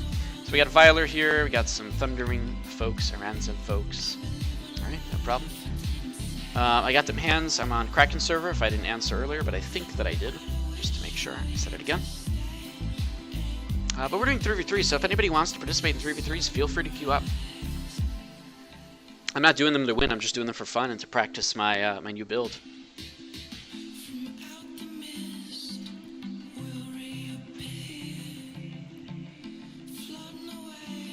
And hopefully I'm like the least toxic person you guys can find, with probably way too much optimism. That guy doesn't have Summon Wraith now for like a minute and a half. So, and neither does that guy. All of them are gone now for like a minute or more. Especially the one that he just put down. That's gone for a minute and a half, so he won't be able to use it in the next fight. Because it will be gone. Actually, just to make sure, I want to see. No, I'm 100% sure that I've already tested it before. Yeah, cooldowns participate, or cooldowns continue through the period here. Wait, we have had 6 people. Oh, hey! I know this guy. How's it going, man? I can push you around because you're still loading in. Look at this. Oof, there you go. Off you go. Let's send you off into the corner. Come on. There we go. Come on. Oh my god, it's like... Oh, okay, well, that's cool. I'm fighting against you, so... Sorry about that. We may or may not target you, but I mean, you know how that works. You're a healer. So alright, on our team we've got a couple mages that are both cloth, so any kind of melee damage is going to be the biggest issue. Kraken pre-made team. Oh yeah, everybody here's from Kraken. That's pretty funny. Somebody in chat said that. So this guy's plate, which is great. We have to go for the plate guy. I mean, that's really what we need to do. I don't know where the hell he went. But that is going to be the plan. So I can kill this dude. Oh my god, that bubble. That bubble was too good. Holy crap. That was probably the best bubble I've ever seen. Uh-oh. Where are you, Swamp Witch? There you are. Oh no! My silence missed! Okay, I need to get out of here, because they're going to be targeting me like crazy. Did you tell them to target me? Oh no. Tell them to target me. Oh no. Run away! Okay, I'm stealth. Stuck here. You can only see me by the seeds that are left in the ground. Alright, let me go over here. There we go. I can do a lot of damage to him, which is nice, but unfortunately... Oh man, there's so much healing going on from this dude, who's plate, of course. It's fine. No problem. Just disable him. Keep him down. Trip him again. Didn't work for whatever reason, but that's okay. Alright, now let's go for this target, just to do... Oh no! That was a really good CC. And... Wait, what?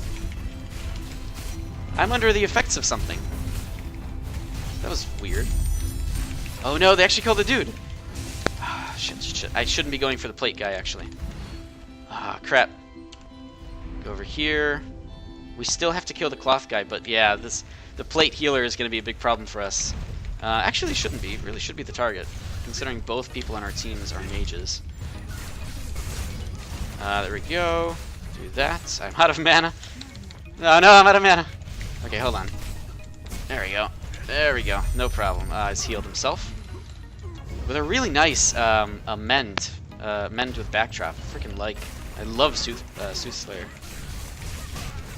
Alright, let's see if I can kill this guy. He is a Defiler. Really hard thing to kill, of course. Especially when he uses that against me. But I'm kind of already out of mana, so... I mean, there's not really much you could do against the Defiler in these cases. I'm dead. Alright. Yeah, we need to go for the... There we go.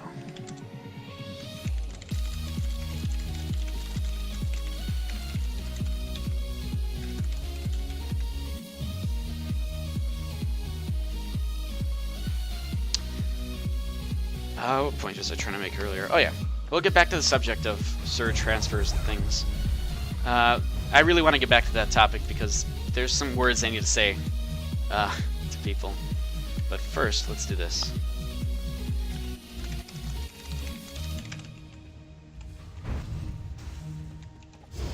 Uh-oh. No, run away! I don't want to fight against that. Hello. Oh, he actually got caught!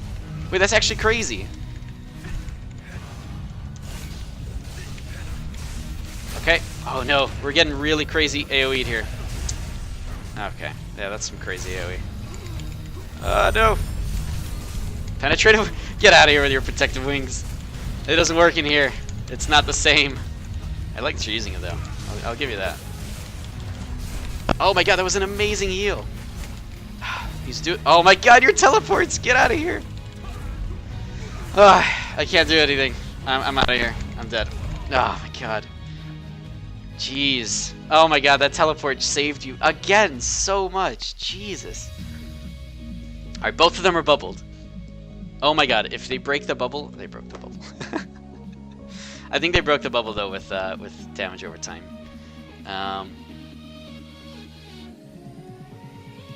Matt, the more conversation about server changes.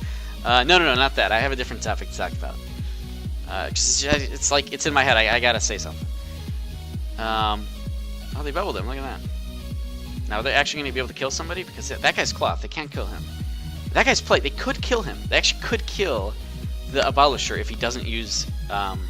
if he doesn't just use invincibility. I mean, to be fair, all three people on their team... Or no, the other two people on their team have defense. So going for them is really useless. You have to kill the healer first, because the healer's just going to heal them when they go invincible. So, yeah, there was really no reason not to go for the healer first in these cases. There's every reason to do it. One of our guys didn't want to for some reason, but I mean, you see the outcome of that. We did really well, man. You did an incredible job at surviving there, Swamp Witch. It's much easier to call you Swamp Witch than how do I pronounce your name in game. All right, so anyways, back to what I was saying. So server transfer is a big thing. We know it kind of ruins social MMO. The biggest issue that I have personally with server transfers. So for those that don't know, I have a lot of experience leading guilds, different gaming communities, things like that. I've led for probably about 11 years of just different gaming communities. Like, I don't think I've been in one gaming community or guild for more than 2 years max, but that was like only a couple of them.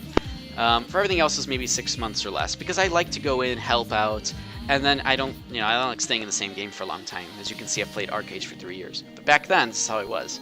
So I led for about 11 years, in all sorts of different games. Some of those games actually got really good opportunities to develop as well. I became pretty known in these things.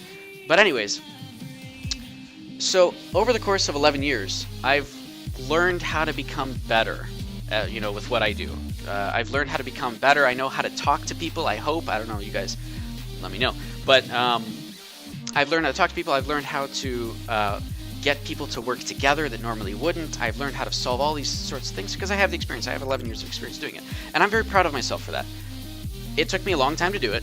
I don't know if it's going to help me in the real world, but I enjoyed it. And it was very fun to entertain people. And that's kind of why I did it. It was very fun to entertain people and do these kind of things. So in Arcade, before server transfers, we had that experience. Guild leaders would become guilds, but they're fighting against all the other guilds on their server for people, for content, for all these things. And if you weren't a nice guy, if you weren't actually genuinely trying to help the people around you, you weren't going to get anywhere, right? You cannot create a good guild on a server without server transfers if you're not actually good to your people, if you're not actually trying to have a great guild, you know, be nice to everybody, give people the sheriff stuff, because then they'll just leave and go somewhere else. It's too easy. But with server transfers, you could just join whatever guilds you want.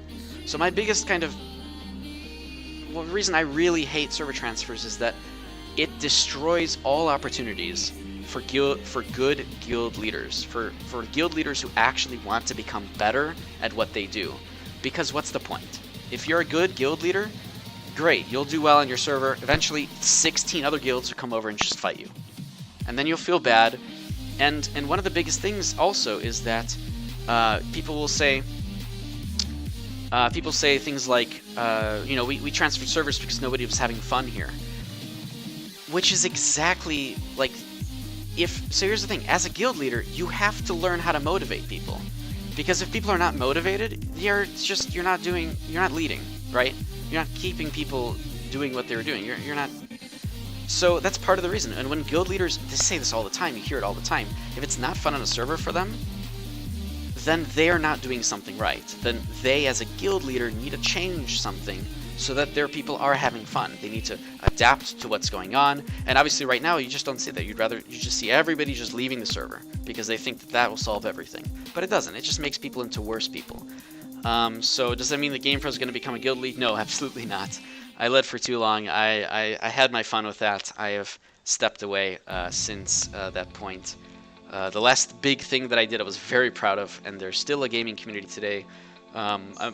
I'll advertise for them because they're great people. You can go check out The Ascended at theascended.net. They're an amazing gaming group. They mostly play things like PlanetSide 2, and I think they're a little bit in Elder Scrolls and also Star Citizen stuff. They're in all sorts of different stuff. But anyways, that was the last thing that I helped lead and bring up to this like crazy, you know, this great gaming community I'm very proud of, and it was a lot of fun. But after that, I was like, all right, I'm like, 'cause then I was getting out of college and stuff, and I wanted to find a job, so I kind of stepped back from it. But my point is that people can become better leaders. The game also has to work with you, though. And in this one arcade, because of, you know, server transfers, it's just kind of degraded in the sense where you don't see guild leaders trying to become better. You see guild leaders just doing whatever they can to keep the people they have. They'll go somewhere to free farm. People will join their free farm, not because they want to join the guild, but because they want to free farm. So they're not really there for you. They're just there for your money, right? And so everybody's just a gold digger. So, all right, that's my spiel about that. Sorry if that took a little bit longer than I wanted it to. Let's go back into 3v3s. But yeah, so, all right, I'm done with that topic. Cool. Next topic, what do you guys want to talk about? Oh, man. It's a big topic. I have a lot of thoughts about that. And that's why I had so much fun in PlanetSide 2. Leading one of actually the biggest guild back when it just came out. And, you know, everybody was like, oh, it's a big guild. It's just a bunch of pugs. But man, did I turn those pugs into something. And it was a great team behind it. It's not just me, obviously. It was a ton of amazing leaders working together. But yeah, that's when you want to talk about me leading a new guild. Yeah. Even if I did lead a new guild, here's the truth. Even if I was thinking about this the other day. What if I actually seriously sat down and said, this is what I'm going to do, this is what I'm going to do to lead a proper guild, to all that. Even if I did that, nobody would join. And it's not because I'm a bad guy, it's not because I don't know what I'm doing or anything. It's because why join my guild when you can go to that server and free farm? It's true. If you join my guild, you're not going to get any content for months probably, right? Because we're just a small guild. We're getting people. So why would anybody join, right? Anybody who knows what they're doing would never join. And you see this actually. You see great guild leaders trying to start up guilds that cannot do anything because nobody who should be joining them are joining them. They're all going to these other guilds with people who don't know how to lead or don't have the experience or don't even want to gain the experience. Alright, so on our team here we've got a Defiler who is Cloth as well as a Daggerspill who is also Cloth, so if there's any melees we'll want to take them out really quickly. Looks like they have 2 stealth folks. Oh no, 1 stealth folk, and then there's this guy. So he's Plate. Both of our mages can just go for him really quickly. I'm a little bit more... Actually, I'll tell him to go for that guy first. And I'll start off with stealth, even though I want to do my stealth combo, but I don't think it's going to happen. So they're going to go for him first.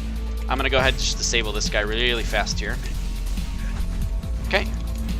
Ooh. Okay, well, I have to stop this from happening, and I did. I don't want to go for him because he's plate, even though he is a healer. I really want to disable this guy. And it looks like I am, but because of the healing... Oh my god, the teleport is too good! Oh shit. Oh my god, the healing is actually really good.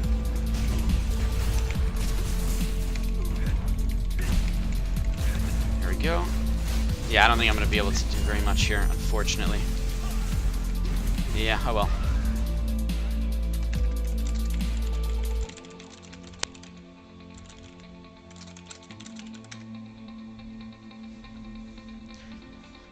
Swamp Witch, never thought it that way for guild leaders. Well, lots of your friends have quit, and they were guild leaders. Honestly, Arcade is really not fueling good guild leaders, and it's really making good guild leaders kind of avoid the game. Matt, then consider making a core and merging into a smaller guild. I wouldn't even want to do that. I wouldn't want to do any tricks or anything. If I were to lead a guild, I would do it from scratch, on purpose, the way that it should be. Alright. Okay. There we go. Can I... Yep, there we go. Perfect. Not perfect. What the hell's going on here? Okay. No, I cannot just switch targets here, man. Oh my god. I really want to switch targets! Please! Let me switch targets! Oh my god. Thank you. Okay, I still can't move. Okay. Nice. Oh my god. Wait, I actually silenced you. Oh, you're under liberation. Oh my god. Soothsayer is ridiculous. Alright, there's nothing we can do here. Unfortunately. And they're not even going for the right targets. Yeah, we're not killing the people who we need to. They're both going for this guy, who is probably taunting, and that's why. So this guy on their team is properly using taunt to... I'm even going to tell them.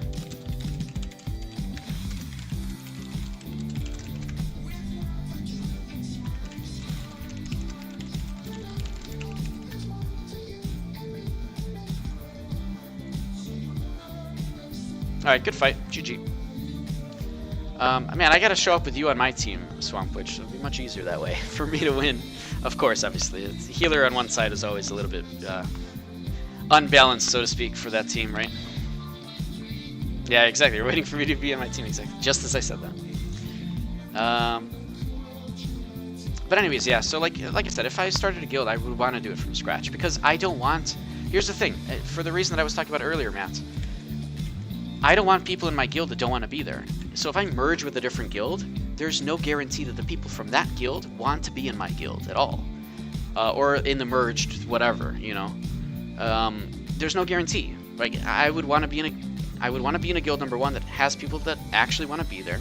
And number two, want to stay there and don't want to go somewhere else on the off chance that they'll make more money, right? It's just really hard in this game to do that. It's so much easier in this game to free farm on some other server that you've never been to before or whatever, with people you've never met, because they'll give you money. Like, that's just the actual hard truth. And then once again, it's like it's like, man, it just sucks. That's all. It sucks that that's the way it is.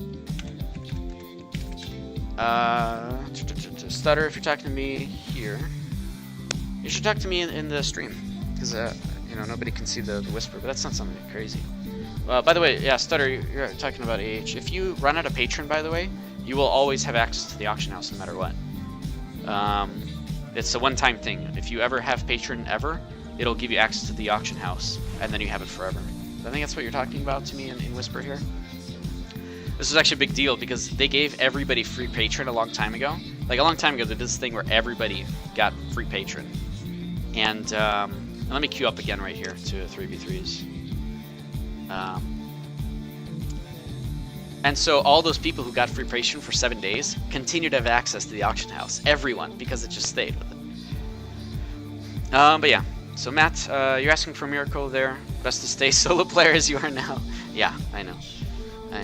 But I chose to become a solar player back, you know, a few years ago when I got out of college after all the fun leading that I did. Blake, how do you get to Diamond Shores? There's a portal in Marianople and there's a portal in Solus. No, there's a portal in Yinsteer in Cairnerd, and also in Solus. Yeah, all the main hubs have portals over to Diamond Shores. So unless you want to swim there, that would be probably the more easy way. Invictus, hello. I haven't seen you in a little while. Good to see you. You missed all the fun speeches about random things. It's okay. I'm not gonna go over these things. If you guys if you want those speeches in some kind of a edible format, feel free to go and clip them. But I mean, the VOD's gonna be here forever, so you can't. I don't really care. Until you like swim, you're a funny guy. I mean, you can. They give you a rowboat when you just start the game, so. From one of the earlier quests as well. Yeah, I have more fun playing as a solo player, anyways. Just personally, because I prioritize things really well, so I know like my list of goals that I want to do and all this stuff. And so to me, it's just I like doing my own thing, making friends with everybody, and then just messing around with stuff, and it's fun. Researching things is really good. Although, to be fair, like I keep saying, my list of goals is really, really low now. I have almost nothing else I want to do in this game, which is fine, actually. I like that. I'm literally free to do whatever I want, so it's actually a good feeling for me. Vix, you've been lurking for some time? All right, fair enough. Lurkers are cool, too. Oh, there's quite a few lurkers. So all lurkers out there, hello. I don't know, man. I'd like it if everybody actually just participated in chat, because it's fun that way. I like getting people's different opinions on stuff. Alright, I have no idea what we're walking into. I'm actually really scared. I have to stealth first to see what's going on. This guy's plate, and we have only melee people. Oh, no. Their Skull Knight is plate. Oh, this is so bad. He's targeting this guy, though, who is also in plate. Oh, God. Is everybody just plate? This could be really bad for us. Okay. Hello, I found you. Okay. Oh no. Come on, come on. No, I'm just getting pulled around. Okay, let's go there. I'm still distressed. Oh, he's just running away over there. But I have to go and catch up. Like, we have to kill this guy. If we don't kill the healer, well, they'll win. I mean, there's really no other way around it, right? Come on. Come on. There we go.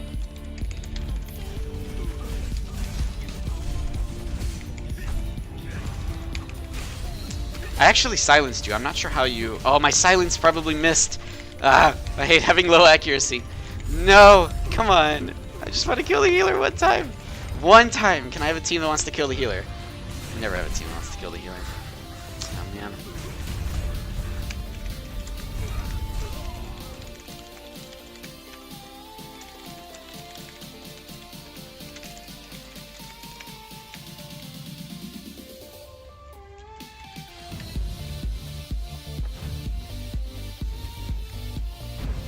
Oh, one of our dudes DC'd, actually.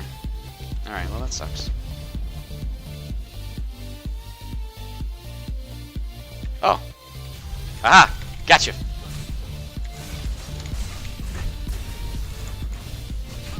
Come on.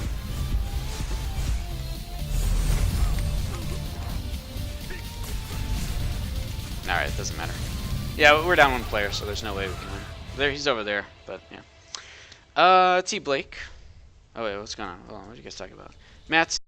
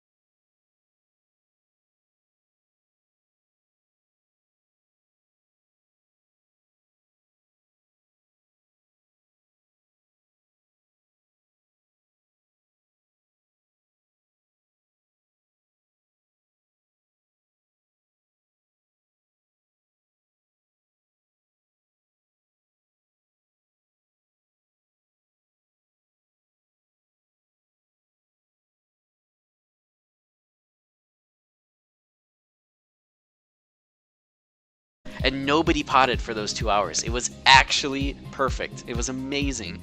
And then it didn't happen ever again. Yeah, we did 5v5s again some other time, but everybody was potted and it wasn't as fun. So hopefully we'll get them back once the 4.5 comes out in our region. We'll see. Hyperion used the peacetime to get some sleep. That's cute. It's true though. Alright, so let me go into... Okay, I'll do the skirmish arena again. We'll do it. It's fine. Probably end up losing more, but whatever. I'm not trying to win. I'm not trying to get in the top 100. I'm just trying to have fun, practice a build, get some Curios badges out of it, whatever I can. See what we can do.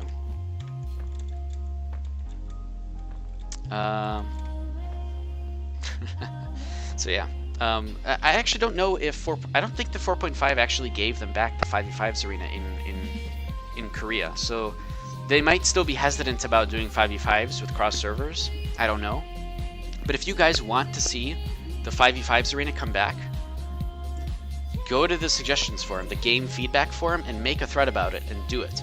I would do it myself, but I keep doing that and it works for some reason. Like, we already know that we know this for sure from Muzzy's Discord. He takes the game feedback forum and all the suggestions from the forum very seriously. And he wants it all in the forums as well so that he can just link it to XL and they can see it. I mean, if anybody did see my arena post and everything and my proposed changes and stuff, we're literally getting those proposed changes. And it really is only for NAEU. So this stuff works. It's just people are doing it less because they don't really think that it means anything. So in our team, we've got a Dark Hunter in leather and also a Hierophant in leather. So that's cool. On their team, they've got a dude in plate, so that's not good. He's a Defiler. Fucking hell. They've got a Blood Reaver as well as a healer on their team, who we actually have to go for. We actually are using Whirlwind, which is great. We can aggress super, super aggressive right now. Oh, Bubble is bad. I don't want to be in Bubble. Okay, we can do so much damage against this guy because he's Cloth. And I'll go ahead and silence him just to ensure that he dies there. And then after that's no problem. I'll kill the Wailing Dead off because I don't want the free damage for them. So there we go, Wailing Dead down. And then we'll go for the Blood Reaver. This guy's going for me as well, which is fine. Oh, let's switch targets actually. That's a really nice bubble on the Defiler though. So this is what happens when you have a healer that isn't just in plate and can actually die. So now this guy's in plate, Defiler in plate. This is how tough it is to kill them. You guys are witnessing it now. To the point where he actually could do a lot of damage against us. Okay, I wanna cause bleeding on him so badly. Oh, but I switched the button. I forgot. All right, I didn't cause bleeding there. Man, it's so friggin' hard to kill these guys. Ah. Oh my god, this is just ridiculous. There, he's stripped again. I'm gonna shackle him. I can't silence him, but he'll be dead here in a second anyways, so we're good. There.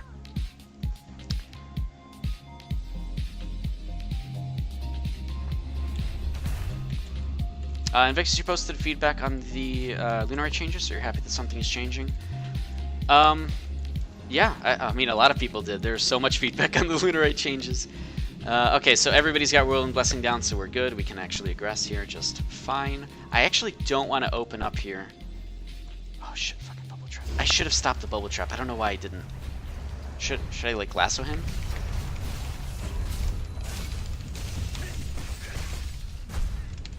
Okay, silence. Okay, perfect. If we don't kill him now, we'd better trip him. No! Come on! Why are we going for the wrong targets here? What's going on here? He antithesis, but he was taking reduced healing, I believe. Come on, one good precision strike. Okay, perfect. All right, next target. I really just have to get out of here. No! Ah, telekinesis. I can get out of telekinesis with Bell, so we're all good. Easy. All right, so let me go here. Turn on battle focus, and we'll go over for the next target. Since he's slowed, I can go ahead and follow up with a trip, and then do a stun into another trip, into an impale, into bleeding, and then in a second here, maybe I can get a precision strike off. Bam, there we go. The precision strike killed him because he's bleeding. It does extra damage, and of course the last dude will take forever to kill because he is a Defiler, and Defilers are hard to kill. I just want to kill the Wailing Dead though, because that thing is just annoying.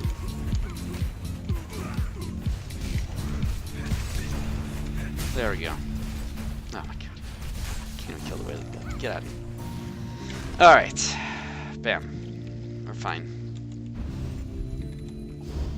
So on our team, our healer is leather, which is actually really good. I'm glad that he went leather instead of plate or something. Because otherwise, if he went plate, he would have just died instantly to both the Blood Reaver and the Defiler.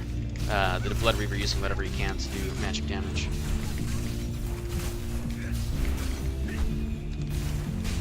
Oh, I can actually silence him. There. Silenced. There we go. Oh, fun stuff. But of course, once the healer's down, it's pretty easy after that.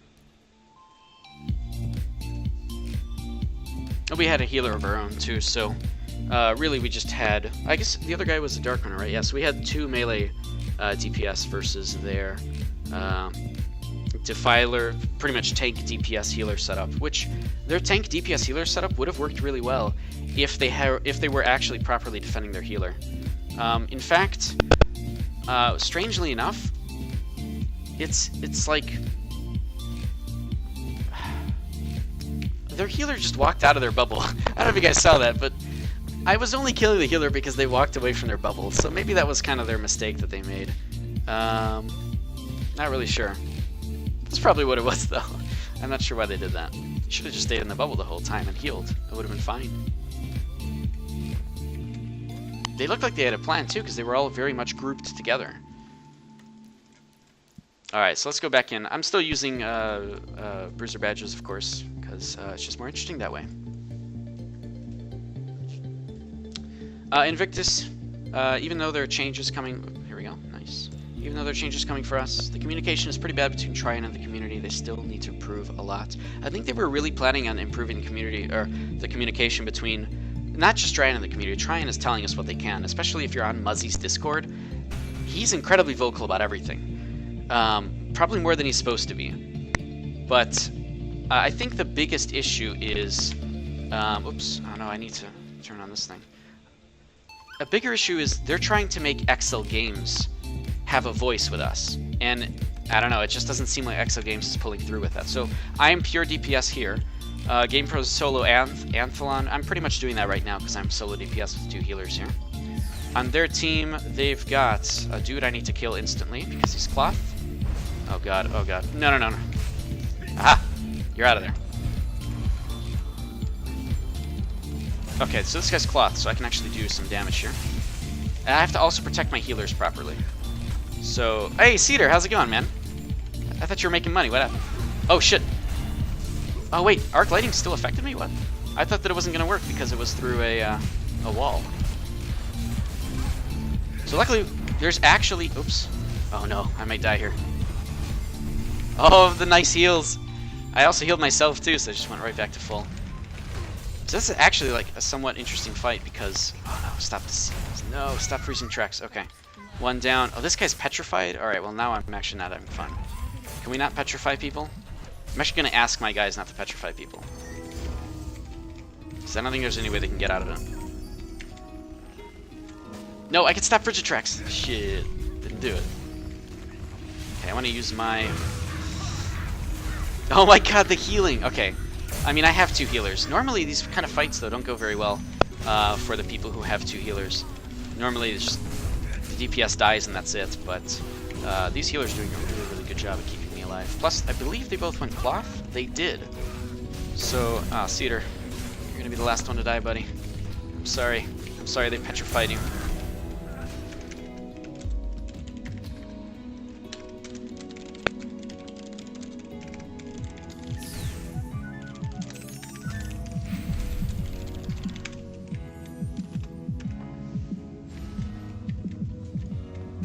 Alright, so here we go, round 2. Frigid tracks, man. Super, super scary. Oh, he's aggressing. Yeah, I know that as soon as the frigid tracks goes down, he's going to be aggressing. But, looks like we're waiting out frigid tracks a little bit here. No! Get out of here! Oh no! Wait, am I getting heals? Yeah, I am. Okay, we're good. No, not arc lightning! Oh, I could have stopped the arc lightning. Okay, 1 down. Next target. Okay, I don't want to go for Cedar, but I can't because he He actually taunted me, which is really good. Man, I love taunts. I love the taunts that they added to this game. Summon Wraith! Alright, I'm sorry. I'm gonna kill you again. I feel bad. Like, I would actually say this is a somewhat balanced game. Well, maybe if they had a healer, it would be more balanced. It would definitely be a lot more fair that way. Obviously, if one of the healers was on their side, this would be a really fun match, but it just wasn't that way. But they essentially had 2 DPSs and a tank. Yeah, I'm sorry, Cedar. I don't like killing people that I know. It makes me feel bad. Except if it's the Swamp Witch, then it's okay because he's a healer. But otherwise, it feels bad for me. I actually don't like winning against my friends. It might be like super, I don't know, rude for me to say or whatever. I have no idea, but I don't like winning against people I know. Cedar, no received healing decrease. No received healing decrease. What do you mean by that?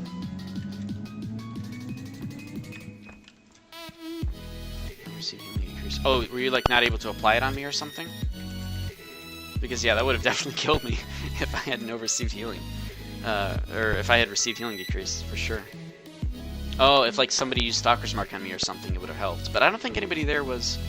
Oh no, they did have somebody who could have used Stalker's Mark. Invictus, could you send me an invite to Muzzy's Discord, or do you know where you can find it? I actually have no idea where you can find it. I mean, yeah, I can give you a link, I think. I'm not sure if I can invite people or not. Instant invite. Let me know if this works. So, for those that don't know, Muzzy is the community manager for Arcade at the moment. This is his Discord. I think it'll work. I'm really not sure, but give it a try. And there are rules there. This is his personal Discord, so we can ban whoever he wants. So try to have constructive and interesting discussions there. We do that as often as we can. You'll see if you scroll up, we just had one about what the hell did we have one? It was a really good one. It was about server transfers, I think, actually. I think we were just talking about that today. Oh my god. No, it wasn't server transfers. It was fresh start servers. We had a really good conversation about that today, which was really good. It worked? Okay, perfect, yeah. But yeah, so try to be nice in that Discord. And have constructive conversations and stuff. Swamp Witch, you might mage tank, but you switch to healer because East is struggling with heals. Oh, you main mage tanks. Yeah, that's right, you do. I do remember you very much as anything with occultism classes, but yeah. Man, you should put occultism in your healing spec. It's gonna help you in 4.5. There's some crazy, weird, stupid shit you can do, apparently. Nobody knows what it does yet on our, from what we know. It should be cool. We'll see. Change server transfers. Wait, what do you mean? I'm confused. We were talking about this earlier, and I already forgot what that means, Matt. Terrible.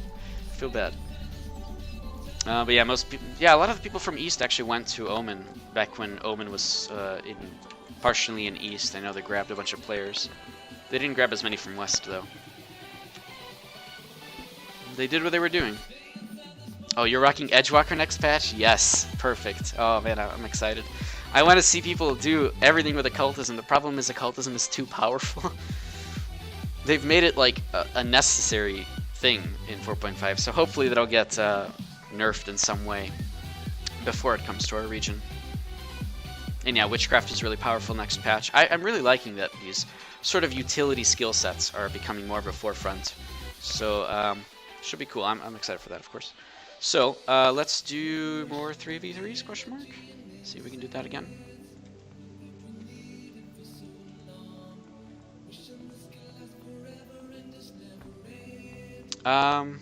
Change server expers, no warning when it happens in limited time. Oh, yeah, I see. You want that. Yeah, me too. I mean, if you want, hey, if you want, make a constructive forum post about it. Actually, I might have to do that one myself.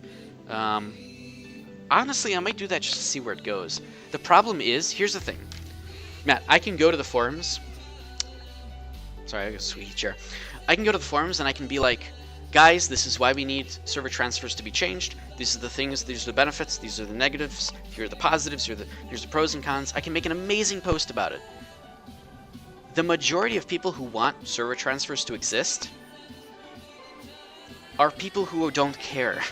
And there's a lot of them. There's a lot of people who are in these big guilds that you know, make these huge differences. And if they see that forum, they're gonna spam it with, nope, nope, I don't want that, nope, don't do it, it's gonna kill the game, no, no, no, no, no, no, no, no. So even if I provide valuable sort of feedback and everything, it's just gonna be a bunch of people who just, you know, sway the conversation one way because there's more of them. But for that reason, I'm curious to see where it goes. So even though I'm expecting that to be the outcome, I've been proven wrong before with my expectations, so why don't I go ahead? I will probably make a forum post about that. So change server transfers. The problem is I really, even if I write a really good forum post and everything, I don't think it's going to make a difference. I almost feel like the like Tryon is a bit dead set on how it is currently, and it's just not going to change. But we can try, obviously, as a community. What else did I change server transfers? What else did I want to make a forum post about? Stop seeing others before the arena starts. I think we've had a lot of conversation about that on the forums already. Language removal. Yeah. So I might make a forum post about that. And I'll link people in the Discord and in my Discord about that as well. For those that don't know, if you guys want to participate in like Arcade's research and development stuff, we do have a Discord that I host, the Arcade's research and development community. There's a link to it below. It's the big blue circle, and you know, we used to do a lot of things, just researching things in game, researching how different mechanics work. There's actually a lot of really good research. You can just go there. It's publicly available. You just have to go there and check it out. That can really help people kind of learn more about mechanics and stuff in the game. I want to do more of it, but it'll probably be happening with research streams and stuff, probably closer to when 4.5 comes out, especially if it comes out on the public test server. So yep, go ahead and check out the Discord. And then also I do announce there whenever I start live streaming too, so you can set notifications for that channel and it'll notify you that I'm live, if you don't want to do it through Twitch or whatever. While we're sitting here waiting for this 3v3 start, I'll also once again mention that if you like what I do and you want to see more of it, go ahead and follow the channel. That helps me out as a streamer, and then also you guys will be notified when I'm streaming, which is kind of straightforward. That's how it works. So thanks to everybody who's following. Matt, it might be futile, but still there's a chance. Yeah, any kind of chance would be good. You're right. Honestly, you know, like that overused saying, any chance you don't take is a miss, right? There's a chance you'll never get back. I don't know what the phrase is, but yeah. Oh, you're saying you become a new guild lead? No, it's okay. I'll pass on that. That's okay. I'll let everybody else do it. All right, on our team we've got a dude and another dude. So it's very similar to the last game on my team. On their team they have a Skull Knight who is in plate, really scary. Go that way. And then over here, ooh. Oh, hello. I know this one. This guy, however, is a healer and needs to die. Wait. Did he die? Oh my god. He's over there. He teleported. Wait, oh my god. How'd you do that? That's actually crazy. Oh, man. Wow, our dude's actually focused a healer for once. I'm kind of impressed. I'm just sorry that it was you and not somebody else. But, you know, that's fine. You stole a bunch of... Cedar, how's it going? You're here, too.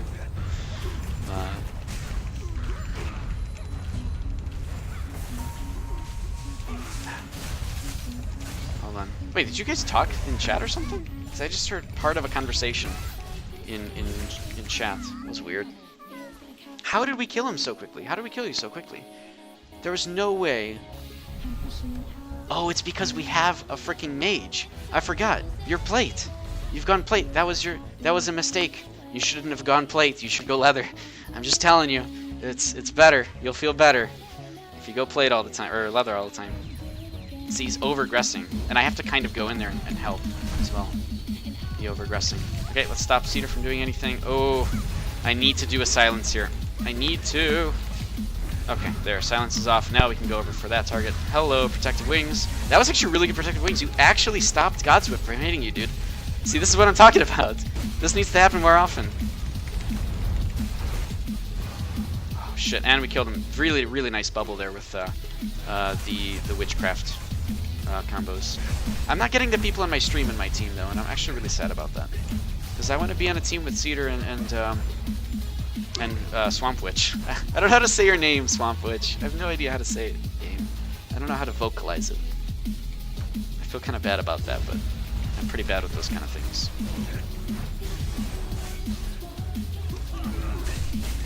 Oh, that actually should have tripped him. Let's just trip immunity. He does not have trip immunity, huh? How did that not? That's okay. Oh, the screen zoomed out on you. Oh. Hey, you were complaining about that, I think, yesterday, or somebody was. They were having issues with that. Invictus, I should suggest an EU test server on the forum. Testing skills is no fun with 200 ping. Yeah, there's probably some merit in that, Invictus, to be fair. I just don't know, I actually don't know if they could do that. They would have to probably be like a whole separate category. And if you know how those servers work, actually maybe that could work. Like you'd select it from the glyph screen to join the EU test server. I really don't think they would do it though. They probably want to have everything in-house and locally or something. But you could try, why not? Again, better to suggest things than not at all. It's just, you know, even like the server transfer thing, it's very doubtful to happen, but better to try. Whoa! Halky's happening? Hey, Swamp Witch, do people go to Halky? I don't think anybody goes to Halky. No, I don't think... Yeah, East does not go to Halky. At all, for sure. I'm not even gonna bother. I'd rather be doing arenas.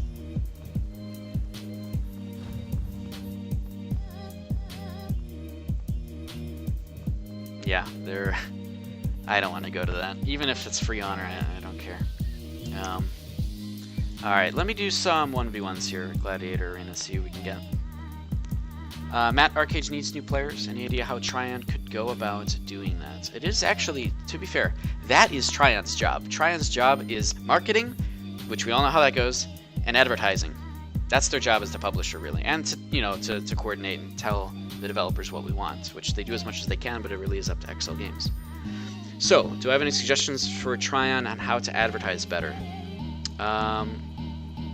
No, I actually don't. I'm not going to talk about something I have very little experience in, and I only developed for an MMO. I didn't actually do any of the advertising for anything, so I don't know that sort of aspect for it. So I actually don't have any suggestions there to them. I don't know as much as they know much better than I do. I'm sure there are other people who can give better advice. But yes, I agree that Arcade needs new players. I don't have any thoughts. You know, Arcade has such a bad sort of reputation with its name, so it's hard to get new players at all. And cleaning up that reputation is kind of probably step one. Oh wow, really? They killed the Leviathan again. Alright, now it really is a free farm server.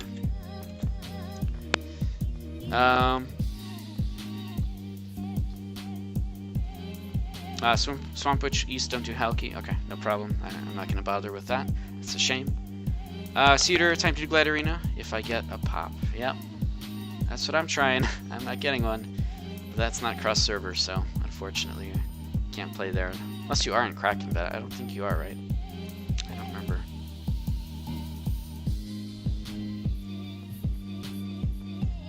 We can maybe do the Naval Arena.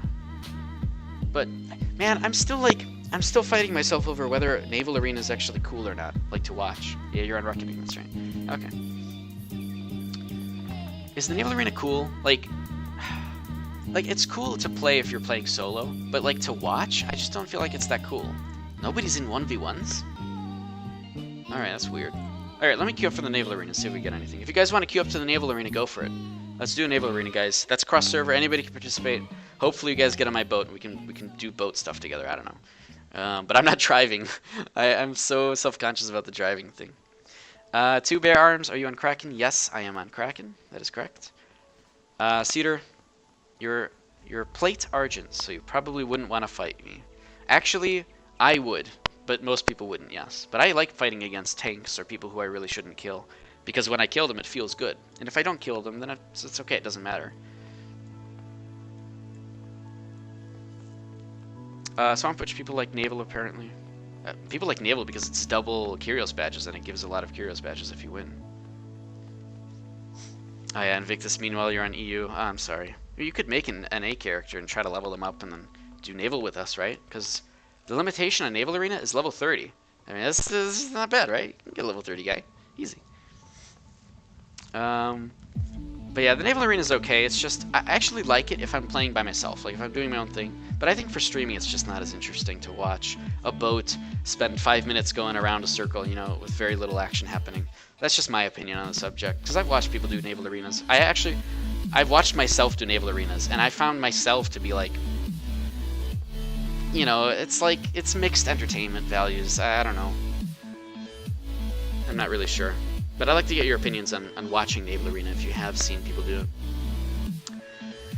Matt, second question. You're hearing a lot about this gear disparity that affects new players' decision whether they stay or not. Any comments on the gear disparity? I have been nagging about the solution to gear disparity for a while. I have the solution. I just don't think it will ever realistically happen. The solution is, it's super simple. Okay, I have talked about this so much on the forums. If you guys have seen my posts on the forums or have been in those conversations, you've seen my graph. It's just a graph. It's a graph of grades, essentially. All the grades from, you know, crew or basic to eternal. The problem in this whole game is that as you get higher grades, it scales more attack. That's the whole issue with armor, with weapons, is that a legendary is way better than an epic. We know that. But here's the thing. Going from epic to legendary is a less boost than legendary to mythic, and it scales upwards like that. And it really shouldn't. It really should just curve off. And that's the solution that I had. It's actually really easy. They just have to flip the chart, because currently going from grand to rare is a really tiny boost in stats, where mythic to eternal is a huge boost in stats. They just need to flip it so that it's completely the opposite. And going up the earlier grades is a huge boost in stats, when going up the later grades is a smaller boost in stats. That would fix gear disparity, because Celestial and Divine become perfect. They become totally fine and competitive gear. And then people who have Mythic and Eternal actually get buffed if they do my suggestion. They actually get buffed in stats, just the gear gap closes a bit. So that's my solution to gear gap. Do I think it'll ever happen? No. But yes, it is the single biggest issue why we're not getting new blood in the game. That's the whole point. That's the whole reason. So that's sort of my opinion on the whole subject. I think most people generally agree with that, but I don't think that we're actually going to see any changes with that one. Tryan says that they talk a lot about gear disparity with XL Games. What did XL Games do? They increased the regrade rates. That's not going to solve anything. Yeah, it'll make it easier, but that's not going to solve anything. It's just not going to fix the problem where newer players cannot get involved in the game. It just means there's more people who have high-end gear, so the newer players are even less going to play. Like, it doesn't solve anything to increase regrade rates. Regrade rates, sorry. Alright, sorry, that's my spiel about that. Man, you're winding me up on all these things, Matt. What are you doing? I've talked so much about these things. You got 5 NA alts? Oh man, you could be in these arenas, man. Invictus, you should be fine. Alright, do we have anybody here that I know? Hey, we got Cedar. Anybody else? Alright, just us. Hopefully I get you on my team. It's always variable if that actually happens. Cedar, you're from Norway, but you play on an NA server. Okay. I'm sorry about the ping. that probably sucks. Yeah, you are a Plate Origin. Look at that. Can I actually see your gear from here? Oh my god. Can I see people's gear? Is that locked off? Oh my god, I can see this guy's gear. Oh my god, I can. I can actually see his gear. That's cool. I didn't know you could do that in these arenas. Alright. A Mythic Mariner is only 48 higher DPS than a Legendary. But the thing is that that's still way more DPS than going from Epic to Legendary. So the Mythic compared to an Epic... So here's the real stats. If you look at the chart, it kind of gives it away. A Divine gives a 50% boost compared to Basic. So Basic is 0% stats, let's say. Oh no, I'm the guy who makes a boat. Oh man. And there's only 3 of us too, so I kind of have to choose something here. Which one do I want to choose? I haven't looked at the screen in a long time. Let's see. High angles, no. Large calibers, yeah. Everybody chooses this one. I might, if we had a team of 5, I might choose a speedboat. But for this one, I'm gonna have to do the large caliber one because we only have 3 people.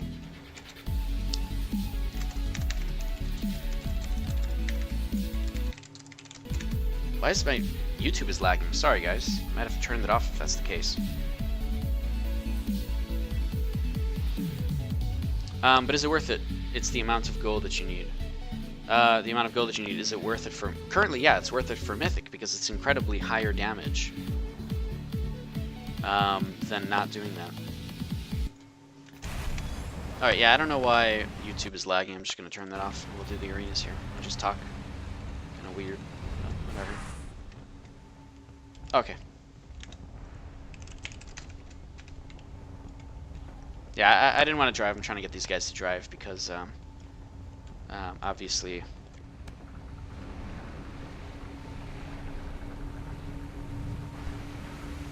My headset went out. Sorry about that. Anyways, yeah, I just try to get that guy to drive instead because I didn't really want to. No, I wanted to get that. Shit. Oh, fucking hell. God damn it. No, I want to go get that. Wait, he's not slowing down. And I can't even click it. It doesn't even work. Man. Alright, I gotta pay attention for a little bit here, and then we should be okay. Alright, we'll see if this naval arena is actually any good. There's only 3 people per team, I believe. See how this goes. So we're getting all those. We are also the green team, so currently we are the only ones actually getting anything. And then also, here is the barriers. We'll go ahead and kill those off.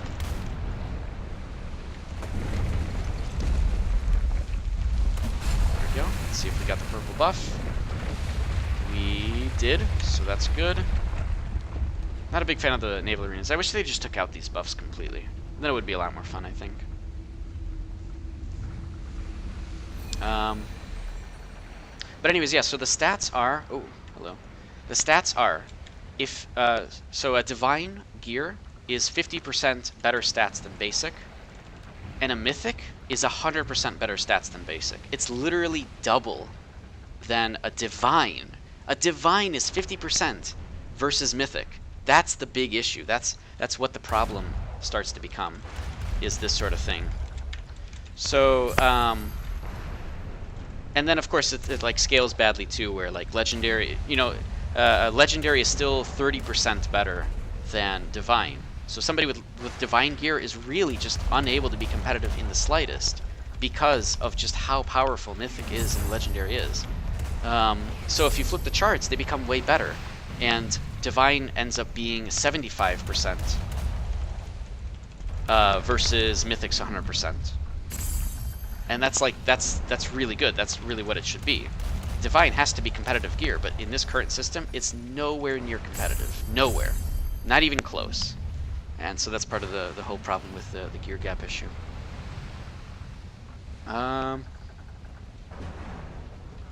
Here's another thing, though. The other reason they don't want to fix gear gap like that, or that they probably won't, is that less people want to regrade. Because if they're perfectly fine with the competitive gear that they have at Divine, what's the point of spending money in regrading, right? So yeah, realistically, I just don't see any changes happening there. But, and only for that reason, honestly. Oh wow, these guys didn't even take their barrier. And I can't actually click things. What the hell? This is horrible.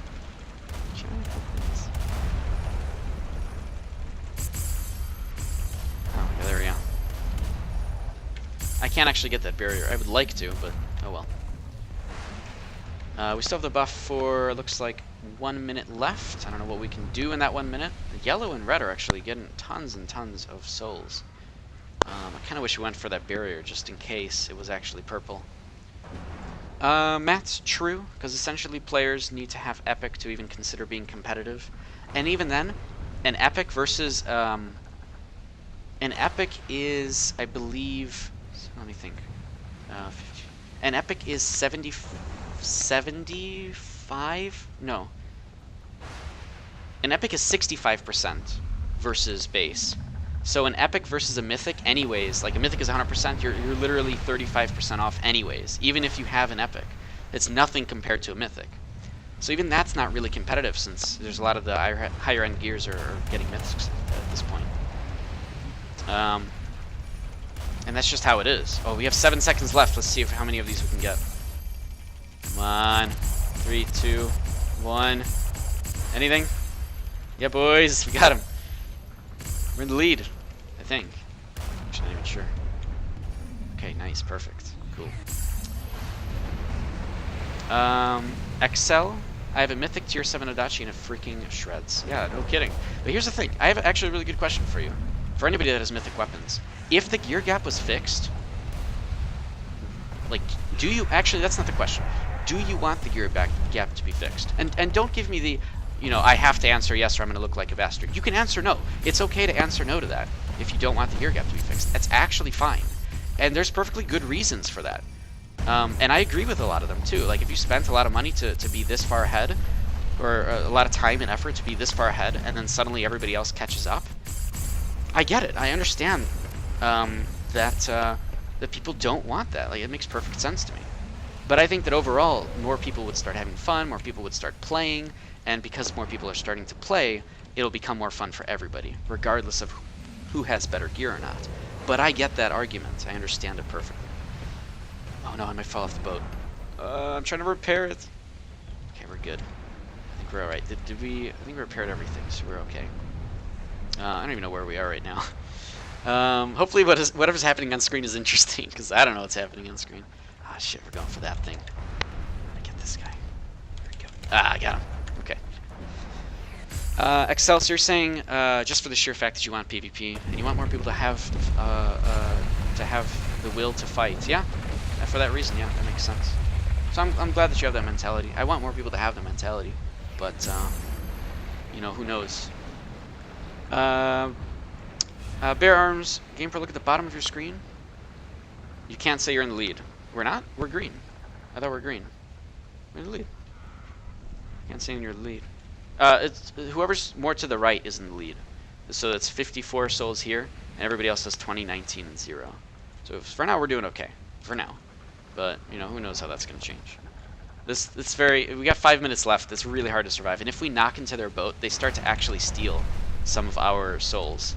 And it looks like we are knocked into their boat, so it's not really a good thing for us right now. Kind of a bad spot to be in. I do want to repair the boat, but it looks like there's nothing to repair, really. So they are starting to steal a little bit of our souls here. Bear Arms, can't tell if you're in the lead. Oh, I see. Gotcha. I think earlier, yeah, I think it was kind of like hovering over a different icon, too. You might be right about that. Or you're probably right about that. Oh, God, I can't hit him. Shit. I gotta repair the boat. Where's the repair button? I think there's a lot of things they could change in the naval arena, but I like the idea with it. There's definitely a lot of stuff that they can change. Like, repairs are a little bit too powerful, for example. The buffs should probably just get gone completely. But see, they've stolen so many of our souls now that, oh my god. No! They're doing so well at keeping us dead. Or at stealing our souls here. We're pretty much both at the same amount of souls right now because our boats are hitting each other. Jump on their boat and kill them. You can't do that in this arena, which is another one of my hates. Is that this arena isn't really about PvP. It's really just about boat versus boat on boat action. It looks like they came out ahead too in our little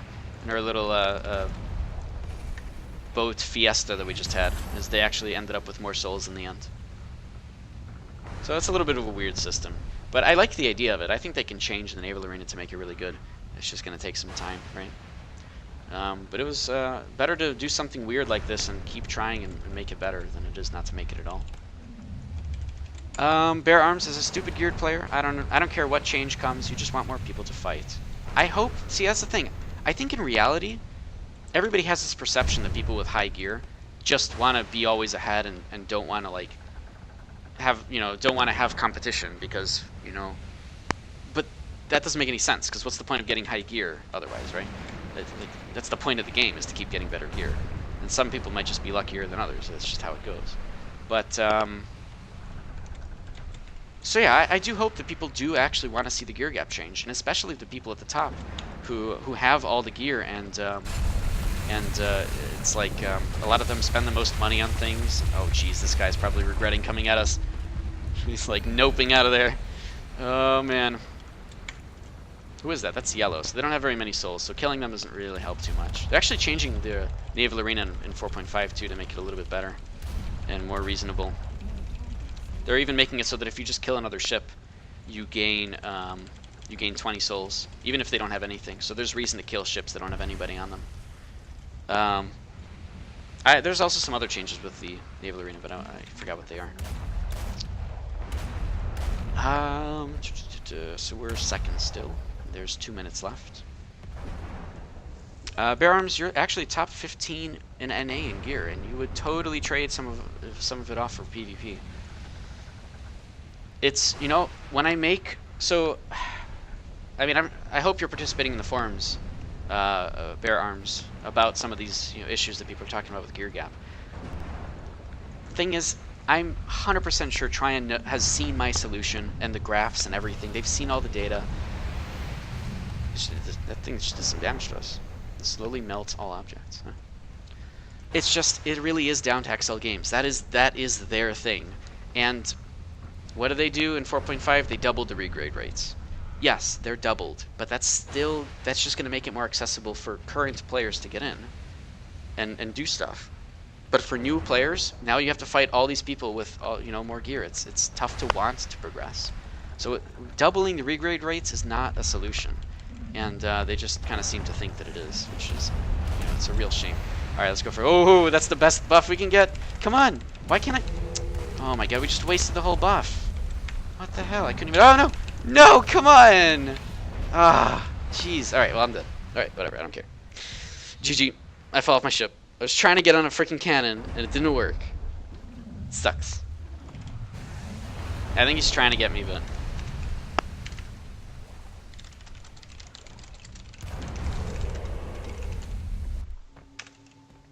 Alright, so now I'm back here. I can't actually help or anything. Whatever. There's only 30 seconds left. So, let them do that. So, Matt... So far you're enjoying it, to be honest, or maybe it's just me, the arena, that is. So like one of the big things that is you know, part of that post, the huge arena post that I made like a month ago or so. It was talking about how newer players need to get involved more, and so unlimited arenas and cross-server arenas are really the best way to do it. Because if players can get more involved in the game, oh my God, what's going on right here? They're fighting each other, I think. If players can get more involved in the game, just through the sparring arenas and that stuff alone, you literally have an unlimited playground to just test stuff and try out new builds without feeling bad or anything, right? That's like the best thing about the arenas, is that newer players can get involved, not have to worry about gear, try out their builds, try things out, play with the system however much they want. And for that reason, I really like the arenas, especially for newer players. And so, you know, in 4.5, we're getting unlimited arenas. That's exactly what needed to happen. So now all these new players can go into arena and literally unlimited amounts of times just try to play the game and try their build out and learn and practice and not feel like they're, you know, like they need to win everything because they only have 5 attempts before they need to waste gold, you know. In fact, you know what I might do? With 4.5 making unlimited arenas, anyways, I believe it is a good time to suggest to Muzzy to give us to give us events that give us free Curios badges, because let's start getting people into arenas early, you know. At Muzzy, Curios badges, Curios badge event. The problem is that a Curios badge event has to be done through XL Games, because that's an actual event. That's something that XL codes into the game. So I don't know if they'll actually give us an event for it, but if we tell them early, hey Muzzy, can we include Curios badges, free Curios badges, or not Curios badges, I'm sorry, not Curios badges, Bruiser badges.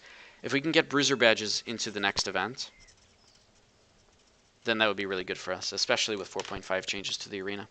Get people in early so that once 4.5 comes out, they'll already be used to the arenas and can start pretty much continue doing them and not feel gypped or anything. All right, music is back on. I guess it buffered that song. I have no idea what happened with YouTube slowing down. Okay, anything else? Boy, anything else you guys want to talk about or stuff? I think I'm going to be ending the stream soon here. Let me do a giveaway, though. So for anybody that's paying attention, if you would like... What's my giveaway thing? We will do a giveaway for the Poinsettia Winter Festival costume. So I've still got a few of those. I'll give one away right now. So if you want to be a part of the giveaway for the Poinsettia Winter Festival costume, let me get this ready before I say anything. All you have to type into chat is the word giveaway.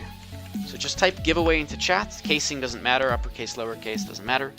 Type. Oh, I spelled it wrong. Hold on. My thing. Giveaway. There we go. Type giveaway into chat if you would like to win a Poinsettia Winter Festival costume. And yeah, I've got a code for that, so I'll send that to you after the stream to whoever wins. So, anybody that's paying attention, feel free to type giveaway into chat, and you can be a part of that roll. Now is the time to do that. And if nobody wants it, that's fine too. I know so many people were giving away Poinsettia Winter Festival costumes already, so a lot of folks already have it, or just don't even care to get it since it's already past the Christmas time, right? So, you know, what's the point of it? I get that. But if anybody does want it, even if there's just a couple of you guys, feel free to type giveaway into chat for the Poinsettia Winter Festival costume giveaway. So there's a few things I need to do after the stream. Probably, I don't think I'm going to work on those forum posts today. I'll probably end up doing them tomorrow. But yeah, I want to make a forum post about server transfers, changing that system, and definitely something about the arenas, about not seeing other people before they start. I think those are the two most pressing things at the moment that I could help start a conversation of. That and gear disparity, but that's been beaten to death on the forums already. We'll see if anything actually comes out of it. Maybe they'll do something specific for our community, for NAEU, but again, very much doubtful. So we'll do the giveaway here in 30 seconds. Oh, Casey Matters, there we go. Swamp Witch, you're going to have to retype giveaway because I screwed up. So Swamp, go ahead and retype it to re-enter. Sorry about that. And here, let me pull up the thing so you guys can see. There we go. Bam. There you go. Alright, Swamp, go ahead and retype it so that you can hop in. Because I put in case sensitive by accident and you put it in uppercase. You know, it doesn't register it. There we go. Perfect. Alright, we'll do the giveaway. I said 30 seconds. It's probably been more than that. So let's do it now. Looks good. Giveaway. The winner is Matt. Congratulations, Matt. Luckily, I can see you wear it because I'm on the same server as you currently. No problem, Swamp Witch. Alright. We gave it away. Congratulations, Matt. Matt, after the stream is over, which is going to be shortly here, you'll get a message in your Twitch inbox. That's actually the physical inbox you have to manually go to. And if you click your name on the top right of your Twitch screen, in the drop-down menu, you're going to see a messages section. In that messages section, that's where you're going to see the notification from me, as well as instructions on how to claim the code that I give you. So that'll be after the stream, Matt. If you have any issues with that, you can just let me know because you're on the same server, or you just message me. All right. Anything else to talk about before I leave? I don't think so. I'll be back on Thursday, you know, like similar time, like maybe about half an hour after reset. I'll try to do it then. And then I'll be streaming at random times too, so if you like my content and you want to see more of it, go ahead and follow the channel. You'll be notified whenever I go live. And if you want to check out the RKH Research and Development Discord as well, feel free to do that. There's lots of cool research on there you can check out. A lot of stuff that people don't generally know about as well. And then also, whenever I go live, there's just a thing that pops up there, notifies people too. So, thanks everybody for watching. I'm going to be heading out here. I'm going to go get some tea and relax for a little while because I'm tired. I've been talking actually all day, just through work and stuff too, so I'm really tired. Thanks all for watching, and I will see you all next time. Good day!